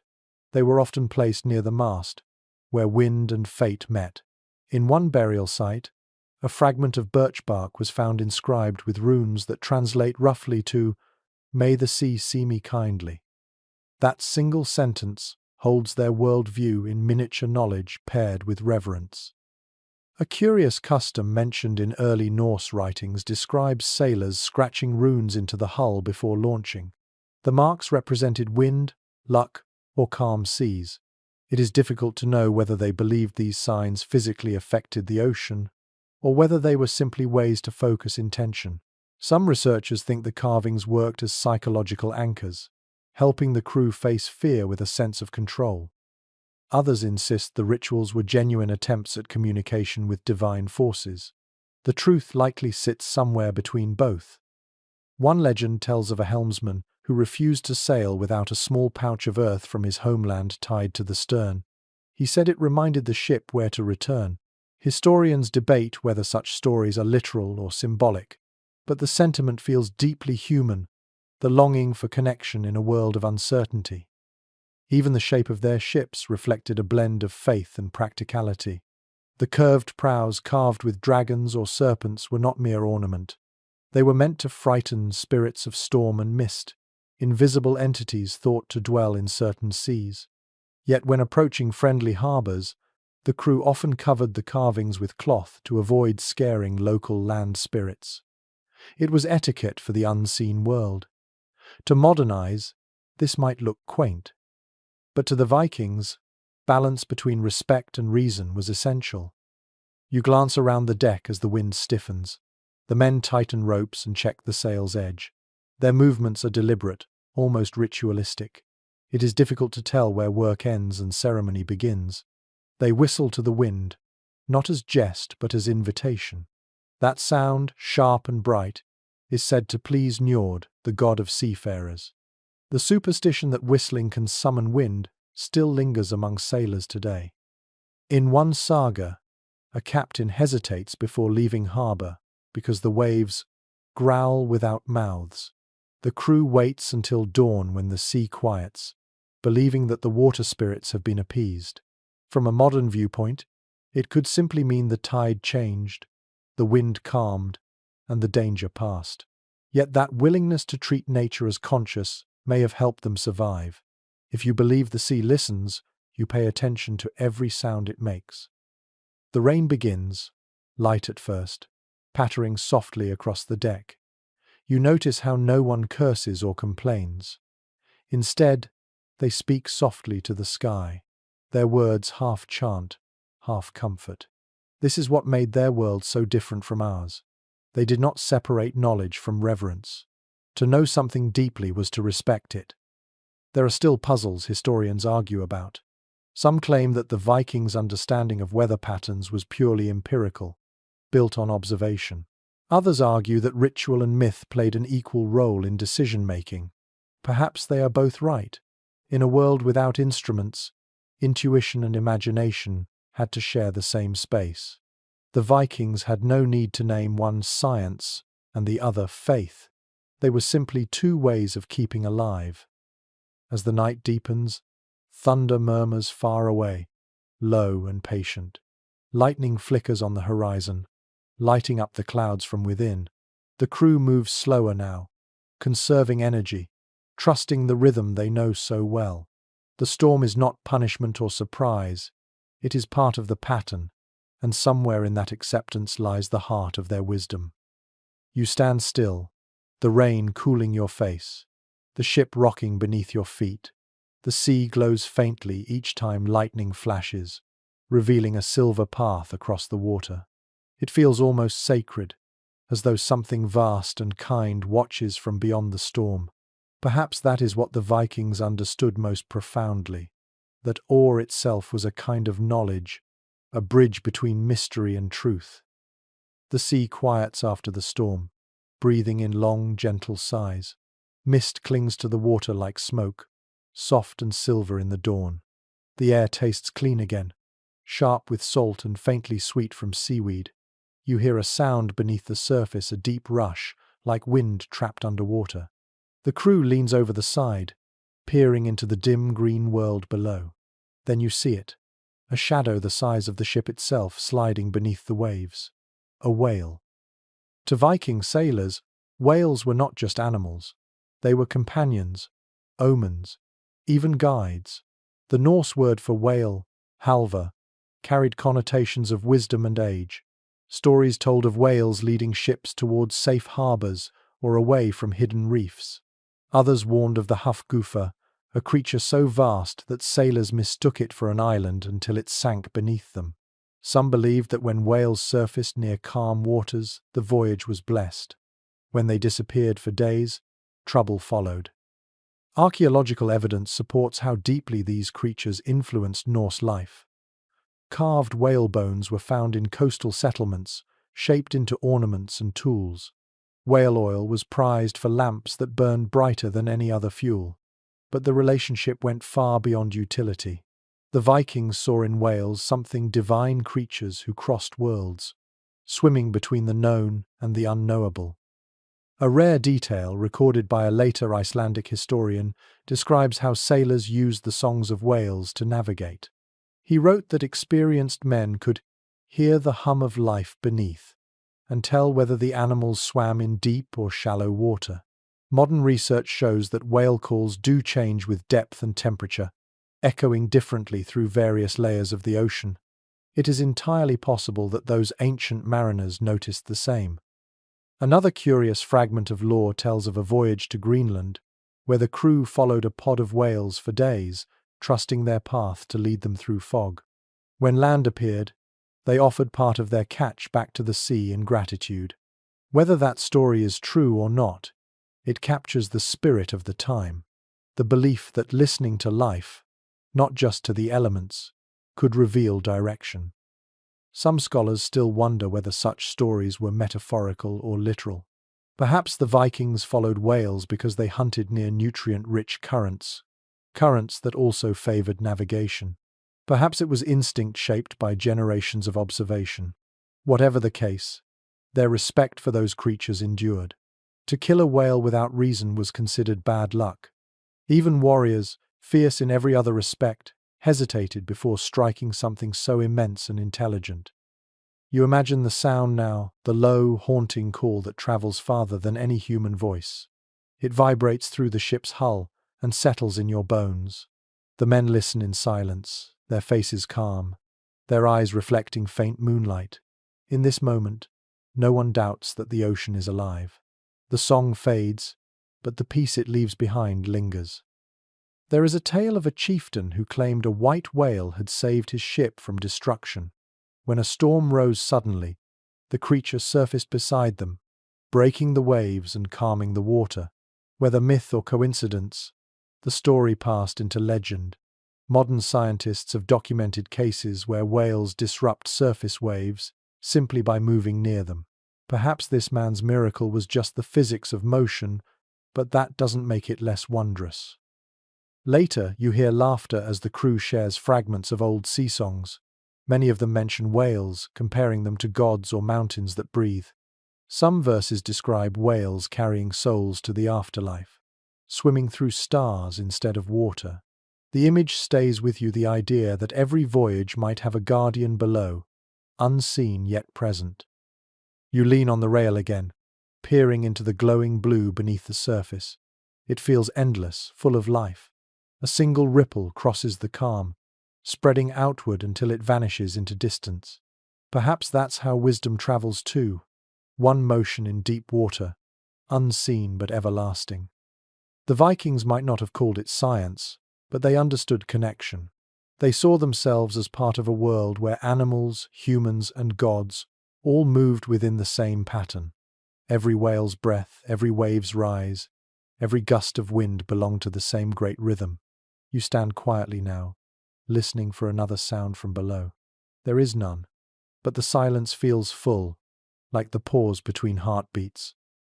For a moment, you sense what they must have felt, small yet not insignificant, surrounded yet never alone. The ship creaks softly, the ocean rests, and somewhere far below, the deep world hums with stories still untold. The morning fog lingers like smoke, and the sea stretches into grey infinity. The horizon seems to waver, neither near nor far, as though the world itself is breathing in and out. The crew moves cautiously, their eyes narrowed against the haze. To them, this is not merely poor weather, it is a test. The Vikings knew that the ocean could play tricks on the senses, twisting sight and distance into illusions. Every sailor has faced it, that strange moment when the line between water and sky disappears. The Vikings called such times the sea's deceit. They spoke of false horizons, of lights that danced where no land existed, of ghost ships that vanished when approached. Some of these were stories told to keep apprentices alert, but others came from hard experience. Today, science calls these effects refraction and mirage. Back then, they were signs that the ocean was toying with perception. One documented phenomenon from northern waters still bears their mark: the Hillinger, a shimmering reflection of distant objects caused by layers of cold and warm air. Sailors might see mountains floating above the horizon or islands hovering upside down in the sky. Many early explorers swore they saw entire coastlines that later vanished. Some historians believe that sightings of mythical lands like High Brazil or the Western Paradise may have come from such illusions. A fascinating record from the 12th century describes sailors chasing what they thought was a coastline for half a day, only to find nothing but open water. Their leader, an old helmsman, warned them not to trust their eyes when the air danced. He advised steering by the feel of the wind instead. That choice saved them, for they later found they had been drifting toward hidden rocks.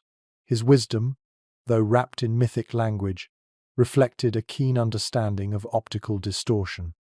Modern atmospheric scientists have confirmed that these effects are particularly common in Arctic waters, where temperature gradients bend light in unpredictable ways. What the Vikings described as the sea lying was in fact a sophisticated observation of physics they could not name. They accepted that the world sometimes deceived the senses, but rather than despair, they developed strategies to test what was real. A curious practice arose among some navigators. When visibility faltered, they would lower themselves close to the water's surface to check the horizon. If the line seemed to lift or shimmer, they knew it was false. If it stayed steady, it was safe to trust. It's a primitive but effective form of verification centuries before instruments could correct for human error. The stories they told around this phenomenon are filled with both wonder and warning. One legend tells of a mirror sea where a ship could see its own reflection sailing upside down beneath it.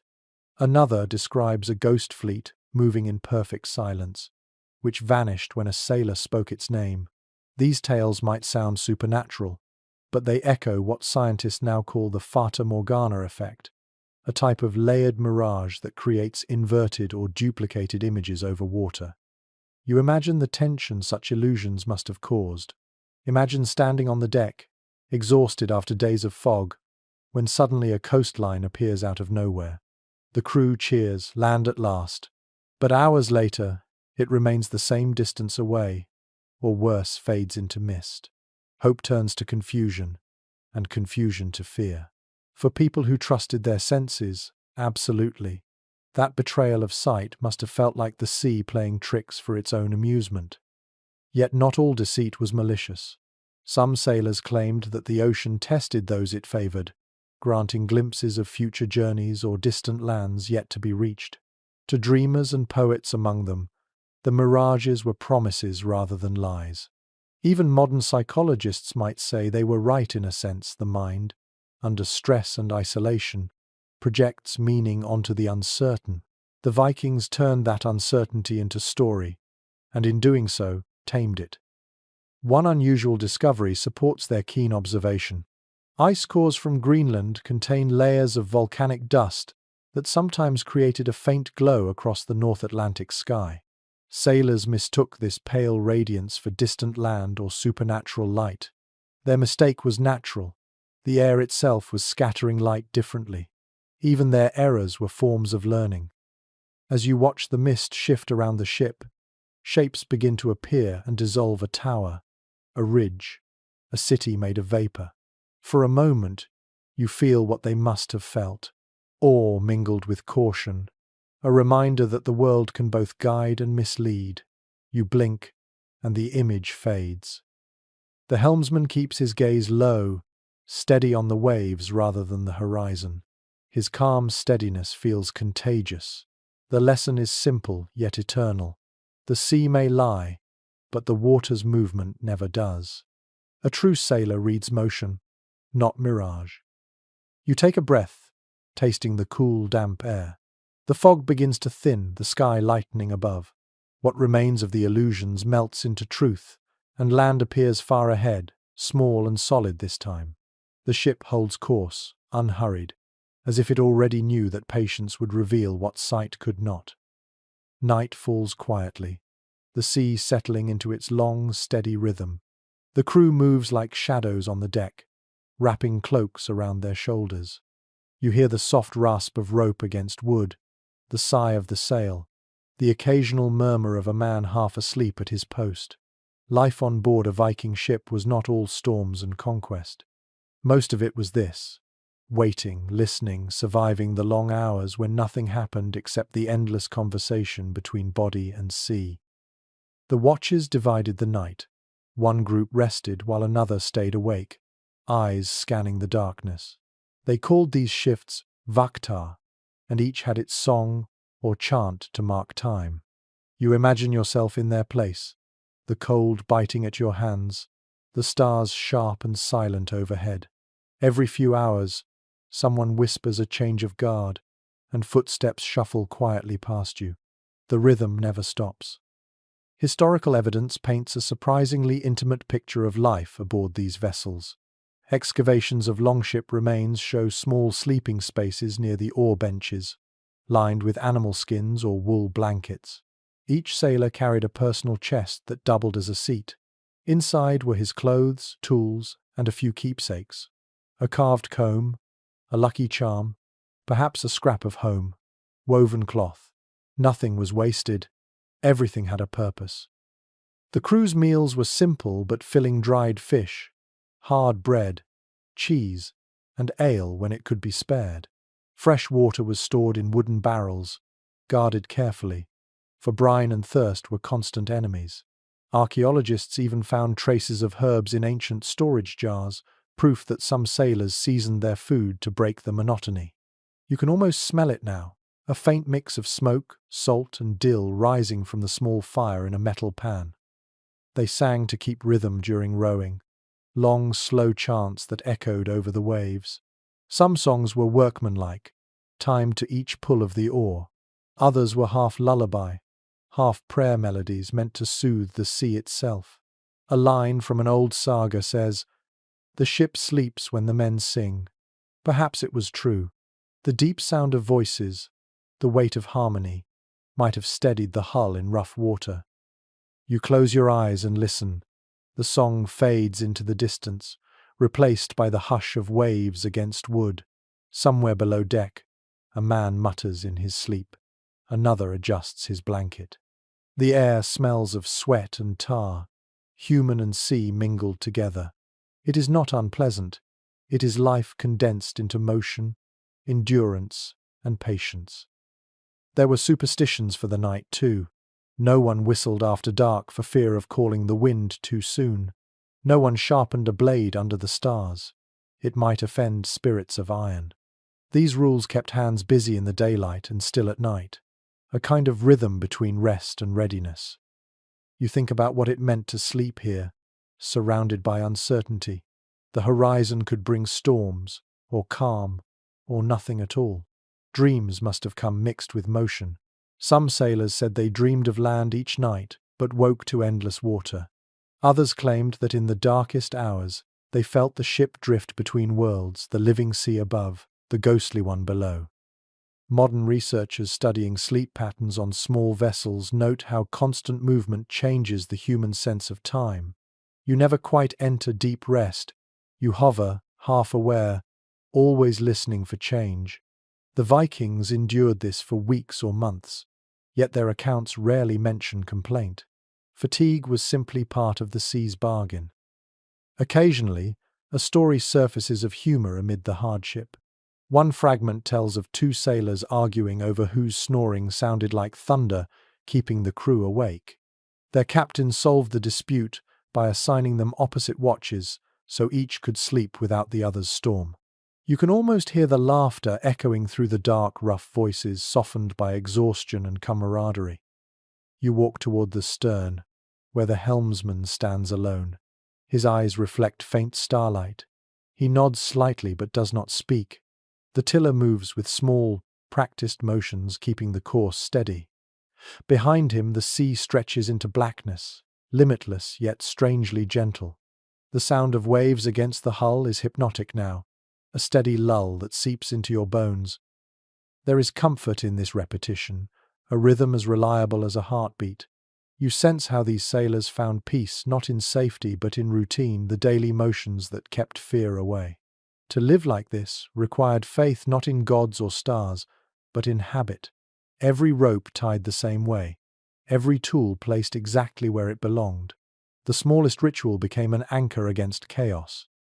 You lie back on a folded cloak, eyes half open to the sky. The ship rocks you as if in a cradle. Somewhere, someone hums an old verse, a tune that rises and falls with the movement of water. It feels less like a song and more like breathing.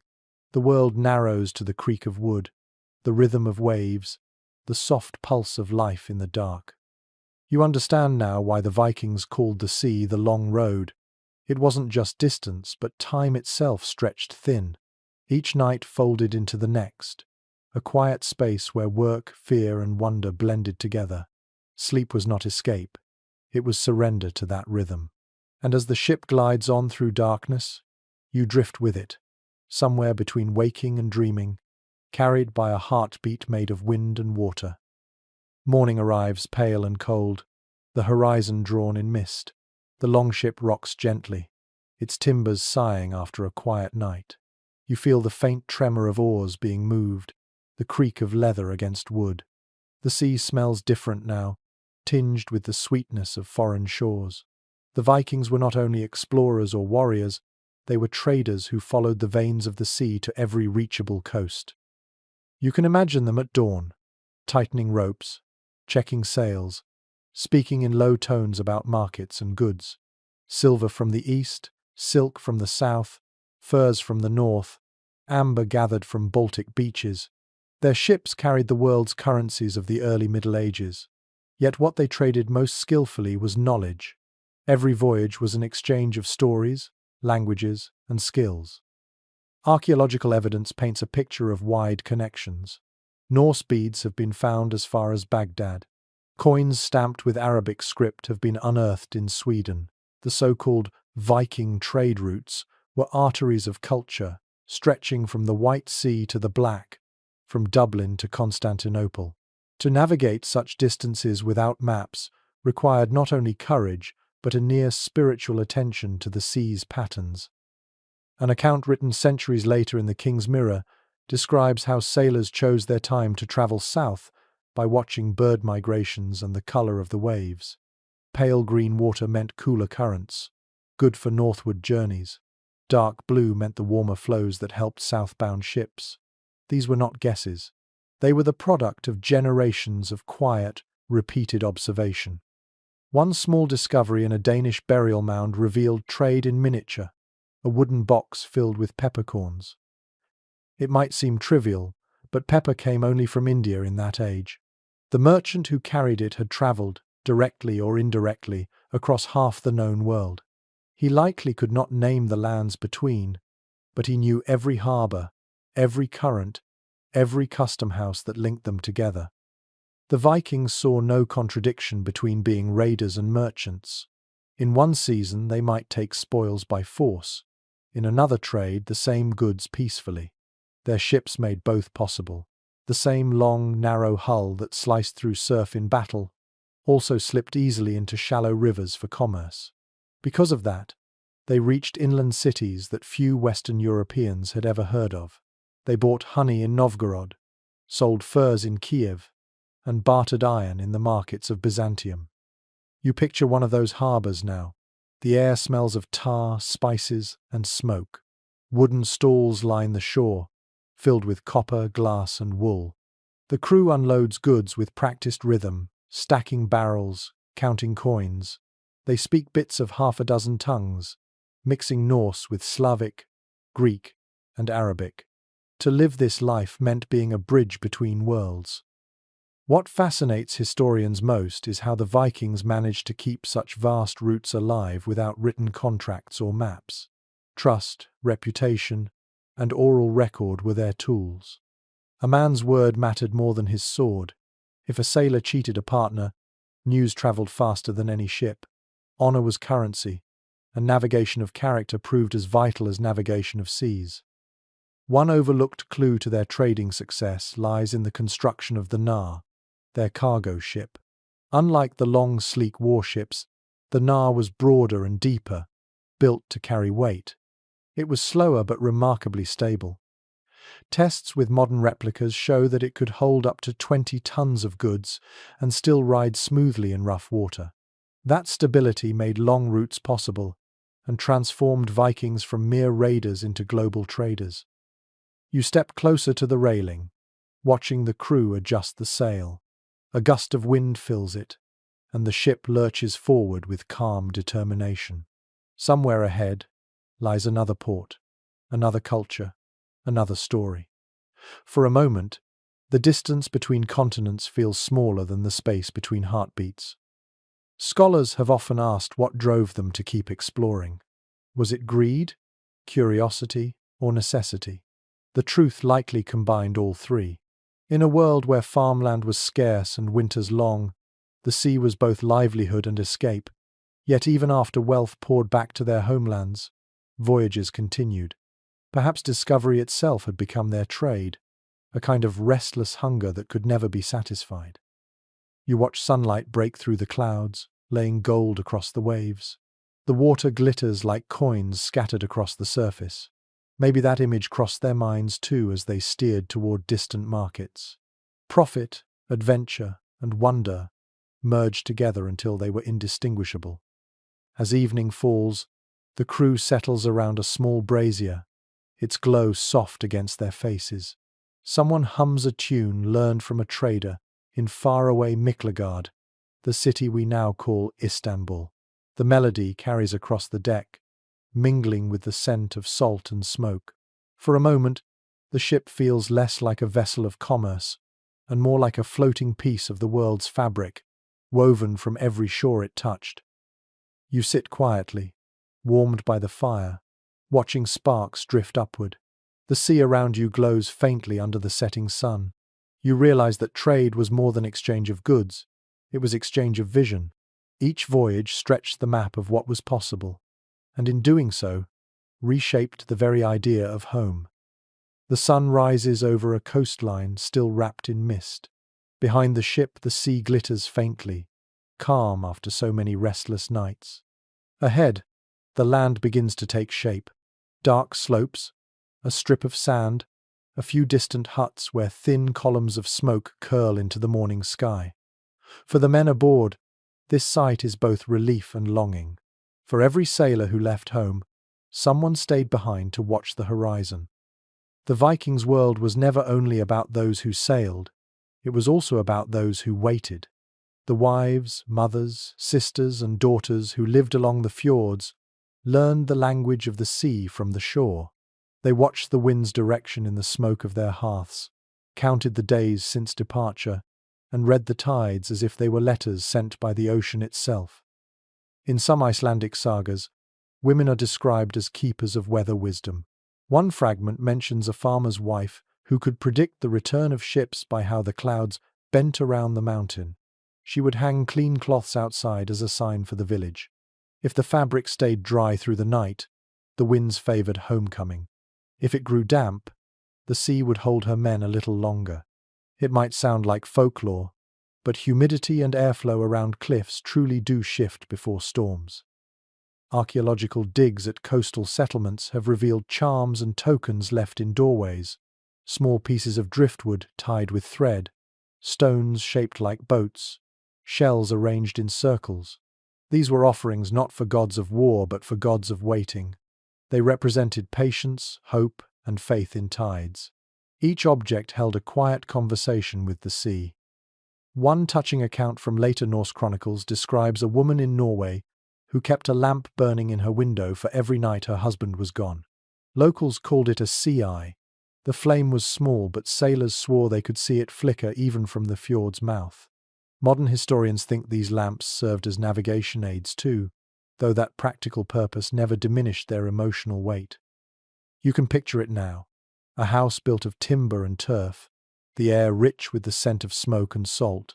Children sleep by the fire while their mother steps outside, wrapping a cloak around her shoulders. She gazes at the dark water, searching for lights that might mean a ship approaching. The waves reflect faint stars. She listens. Somewhere far out, her husband listens too, both of them tuned to the same sound. Women in Norse communities also managed the economy while the men were away. They traded goods, oversaw farms, and handled legal disputes. On the strength of that quiet authority rested entire families. Some historians call them the first true maritime entrepreneurs, navigating markets of land as deftly as their husbands navigated waves. They knew the cost of weather, the value of timber, and the price of salt. Their knowledge of sea and soil balanced the economy of exploration. There is a legend from Greenland about a priestess who could hear when ships neared port. She would place her hands in a bowl of water and wait for the ripples to change. Sailors returning home claimed her predictions were almost always correct. Perhaps she had learned to read faint tremors in the air or subtle shifts in wind pressure. Or perhaps her intuition was the sum of endless waiting, tuned to patterns others ignored. The emotional weight of these silent watchers left its mark in poetry. Old Norse verse often speaks in the voice of women who dream of ships. They see their loved ones returning, their sails like swans against the dawn. Then the vision fades, and the horizon is empty again. In those lines lives a universal ache, the knowledge that love at sea must always balance hope with loss. Modern scholars studying Viking settlements often note how many coastal graves contain both seafaring tools and domestic symbols. A ship's nail placed beside a spindle, a fishing weight next to a weaving comb. The pairing suggests that land and sea were never truly divided. Every voyage was shared, even by those who never stepped aboard. You stand on the deck now, the coastline slowly approaching. Somewhere along those shores, countless women once stood exactly where you are looking, scanning for shapes on the horizon. They knew how to read not just the sea, but silence itself, the kind of silence that carries distance and devotion in equal measure. The wind changes again, carrying the scent of heather and peat. Home feels close, though the sea still murmurs its last tests. You understand now that navigation was not only for those who held the tiller, it belonged also to those who stayed, who waited, who whispered to the waves at night. Their knowledge may not have been recorded in sagas, but it endured in every returning sail. The coastline fades behind you as the longship turns once more toward open water. The air feels colder now, emptier somehow, as if the old instincts have quieted. You sense it too, the change that began when men started trusting iron needles more than the sky. The compass came slowly to the north, carried by trade from the east, and with it arrived a new certainty that altered everything. The Vikings never used it, but their descendants did. And with that invention, something ancient began to slip away. For centuries, sailors had relied on their senses, on stories, and on the shared rhythm between body and sea. Then a small magnetized needle showed them direction no matter the weather. What had once been a conversation became a calculation. The compass was brilliant, yes, but it silenced part of the human dialogue with nature. When you no longer need to listen to waves or taste the air, the sea becomes a problem to solve rather than a partner to respect. Historical writings from the later Middle Ages describe how Nordic navigators quickly adopted the new tool. They called it the Leithervisor, the guide pointer. At first, it was treated with suspicion. Some thought it magical. Others feared it would anger the gods by replacing their signs. Yet convenience won. Soon, it was unthinkable to sail without it. The ocean, once alive with whispers and omens, turned into a grid of directions. An old Norse proverb recorded centuries after the Viking Age says, "The man who watches only his compass forgets the wind." That simple phrase captures the quiet tragedy of progress, precision at the cost of intimacy. The Vikings, who once read the world through touch and sound, would have found such faith in a single object strange. They knew that even a true bearing could fail if the sea itself turned against you. As navigation improved, the language of the ocean changed too. The poetic names of waves, colors, and clouds faded into maps and measurements. Currents became lines on parchment. A sailor could now cross oceans without ever learning their moods. Knowledge turned technical. Reliable, yes, but detached. Historians sometimes call this the mechanical turn in seafaring. It made travel safer and trade faster, but it also separated sailors from the living world around them. The generations that followed the Vikings no longer spoke of listening to whales or reading stars. They charted, measured, and timed. The romance of uncertainty, the dialogue between human and sea, grew quiet. It is tempting to see this change as inevitable. Progress rarely asks permission, yet something inside you mourns the loss. Standing here, surrounded by the vast emptiness, you realize that certainty does not bring comfort, it brings distance. When everything can be predicted, the wonder fades. Some scholars suggest that the loss of instinctual navigation marked a deeper cultural shift, the move from relationship to control. Where once the ocean was a teacher, now it was a territory to dominate. Ships became larger, heavier, more arrogant. Sailors trusted instruments instead of intuition. The sea stopped being alive and became a backdrop to human ambition. And yet, traces of the old wisdom persisted. Fishermen in northern Norway still speak of listening seas. Inuit navigators read the pulse of waves under ice. Polynesian wayfinders guide canoes across thousands of miles by watching birds and clouds. The Vikings' way of knowing did not vanish completely. It scattered, like seeds caught by wind, waiting for rediscovery. You think about the longships now rotting beneath layers of peat and sand. Their wooden bones lie silent, but the spirit of their craft endures. Every plank was once guided by a craftsman's instinct, every voyage steered by courage born of listening. The compass may have made the ocean smaller, but memory keeps it wide. You look down at the water. The surface ripples faintly, reflecting fragments of light. It seems to ask a quiet question. Can knowledge exist without connection? You do not answer. The sea has always been better at keeping mysteries than sharing them. The ship sails onward, guided now by both tradition and invention. The crew checks direction by sun and shadow, then glances at a small metal needle set inside a wooden box. It points faithfully north, unwavering. But you notice how the helmsman still glances toward the sky, reading clouds, feeling wind. Perhaps he doesn't fully trust the device either. Perhaps some instincts refuse to die. As night falls, the stars return, faint but familiar. The same constellations that once guided the Vikings still hang above, patient and steady. They have not forgotten how to speak. It is only we who stopped listening. You raise your eyes to them and wonder what they would say if we learned to hear again. The ship moves quietly under a pale morning sun. The sea is calm, the air cool, and the wind carries only the faint sound of ropes shifting. You can almost feel the centuries turning. The world around you may have changed, but the rhythm of the ocean remains the same. What once belonged to instinct is now studied in laboratories.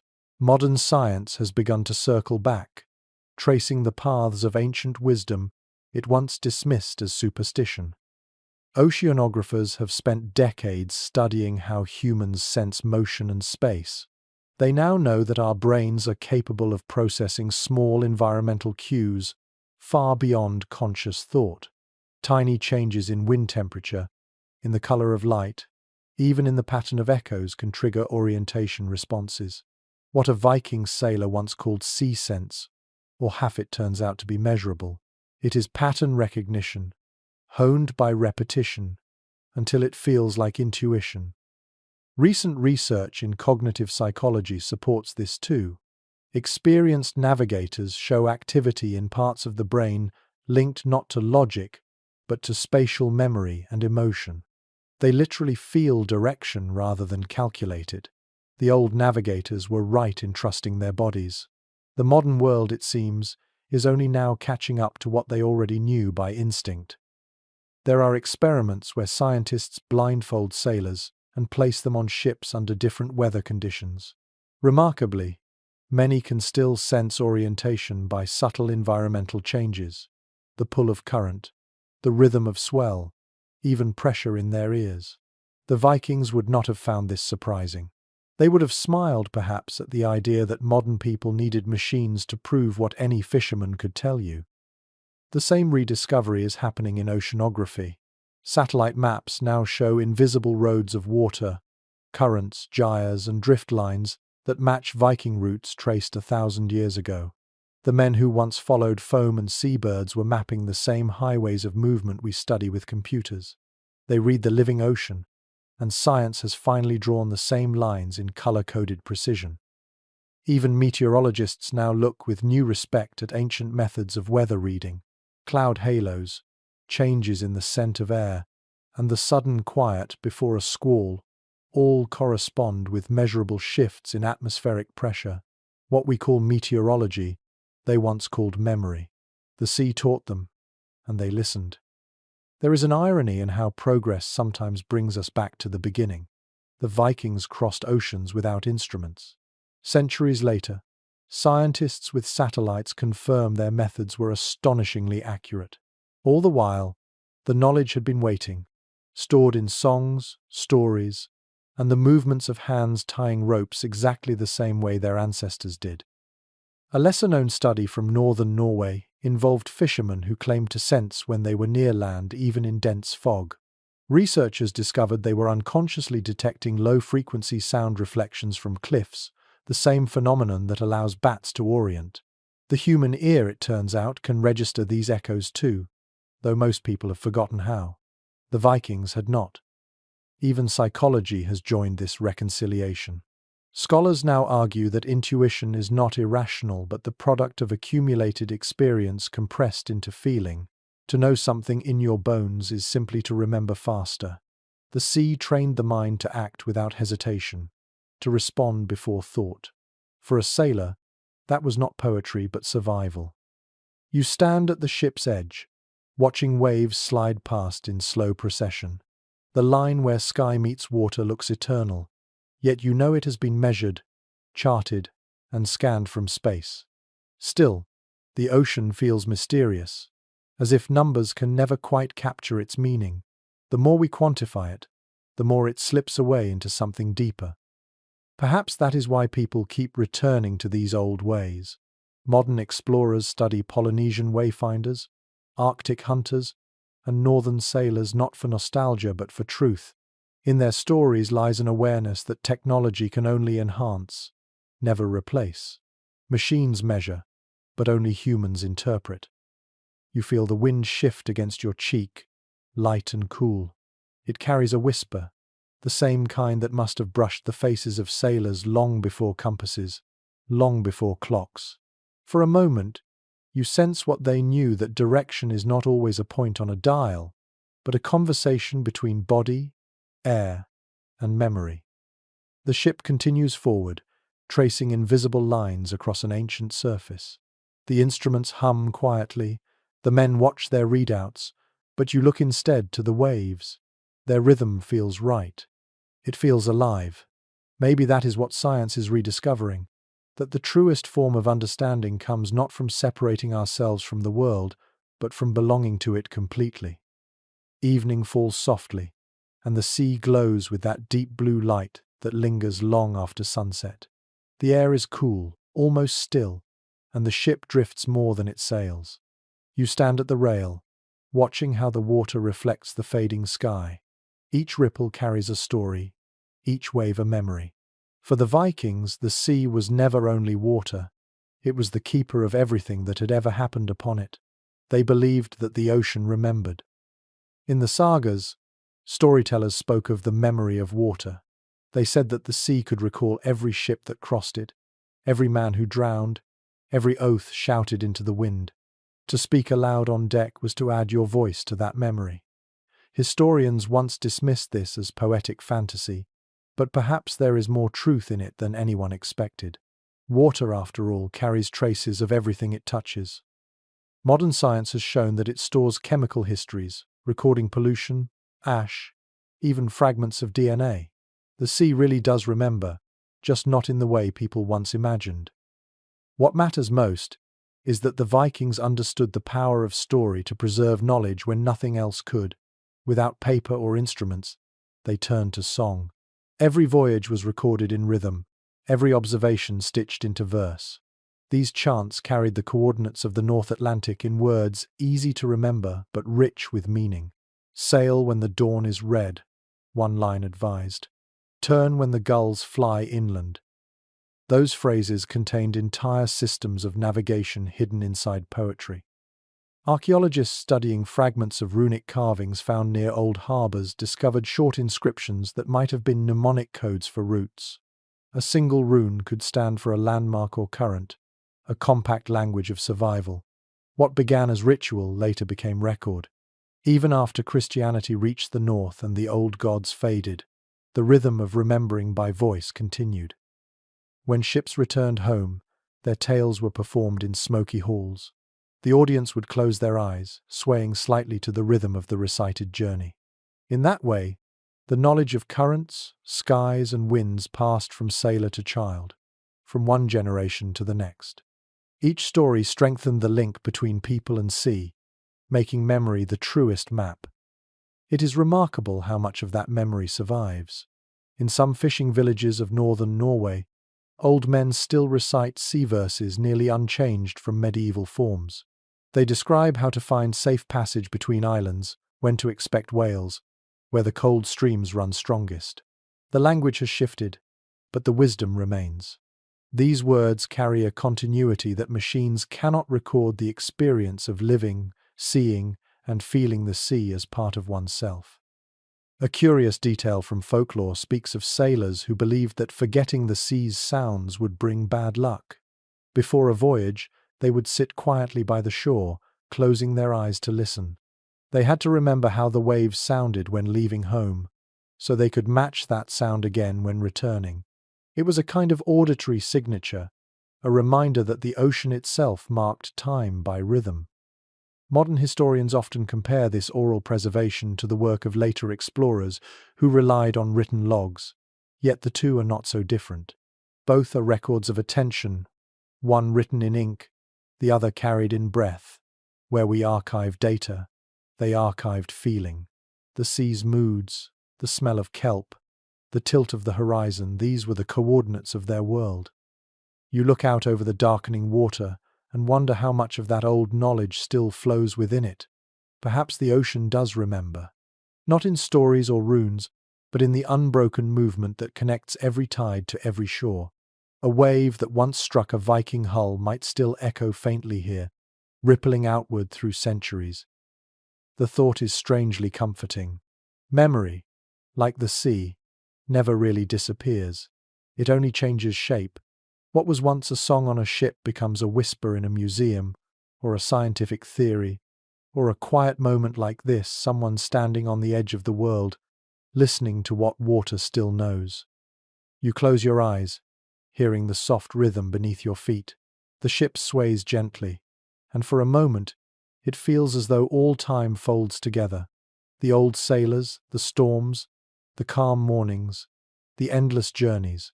Their memory lives not in books or relics, but in motion itself. The sea has always been telling the same story. We are only learning to hear it again. The night is clear again, and the sea shines faintly under the stars. The wind moves softly through the sail, making a sound like slow breathing. You stand near the bow, gazing at the open water ahead, and it feels as if time has paused. The waves rise and fall with the same rhythm they held 1,000 years ago. Every lesson, every instinct, every fragment of Viking wisdom has carried you here, to the edge where knowledge becomes reflection. What remains to learn is not new. It is what the Vikings already understood, that the sea is a teacher, and listening is its only rule. They knew that survival came from humility, not conquest. They read the ocean through every sense, aware that understanding lived in sound, light, scent, and movement. They treated the world as something alive, not as a possession, but as a presence to be honored. In our time, we speak of data and systems, of technology that predicts every gust of wind, yet the more precisely we measure, the more we forget to feel. The Vikings would have smiled at this contradiction. They might have said that the ocean cannot be learned by numbers alone because it is not an object, it is a conversation. They would remind us that silence and observation are the oldest instruments of all. Modern explorers have begun to rediscover this truth. Some scientists sail with minimal gear, training themselves to read currents by temperature and color, to listen for changes in the pitch of the wind. Others study traditional navigators from the Pacific, who, like the Vikings, guide their way by waves and stars. Each discovery leads back to the same realization. What we once called instinct is simply memory sharpened by patience. The Vikings lived inside that awareness. To them, the sea was a mirror of the mind, calm or violent, deep or still, depending on how it was approached. A reckless sailor met chaos. A patient one found guidance. They believed that the sea never lied, though it sometimes hid its answers behind fear. That faith, quiet but enduring, made them the most daring travelers of their age. You lean over the railing, listening to the hush of water against wood. The sound is ancient and familiar. In it you can almost hear the echoes of their voices, the low hum of songs that steadied the oars, the soft prayers spoken before a storm, the laughter that followed survival. Those sounds are gone, but their rhythm remains in every tide that touches every shore. The helmsman adjusts his course slightly, his hand steady on the tiller. The ship responds as if it understands. You realize that all along, the secret of their mastery was not control but harmony. They moved with the sea, not against it. They learned to trust it, to surrender without surrendering themselves. That is what we have forgotten, and what we might remember again. Ahead, the horizon glows faintly, silver and gold mingling in the first light of dawn. The water sparkles like a living mirror. You breathe in the salt air, cool and sharp, and feel a quiet gratitude. The journey has been long, but the sea never failed to guide you. It only asked that you pay attention. You think of everything the Vikings left behind, the songs, the ships, the routes across continents, yet their greatest legacy is invisible. It lies in the way they perceived the world not as separate from themselves, but as something shared.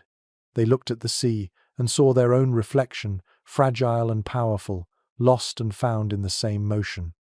You close your eyes for a moment, and the world narrows to sound. The waves, the wind, the slow heartbeat of the ship, it is all one rhythm now, ancient and tender.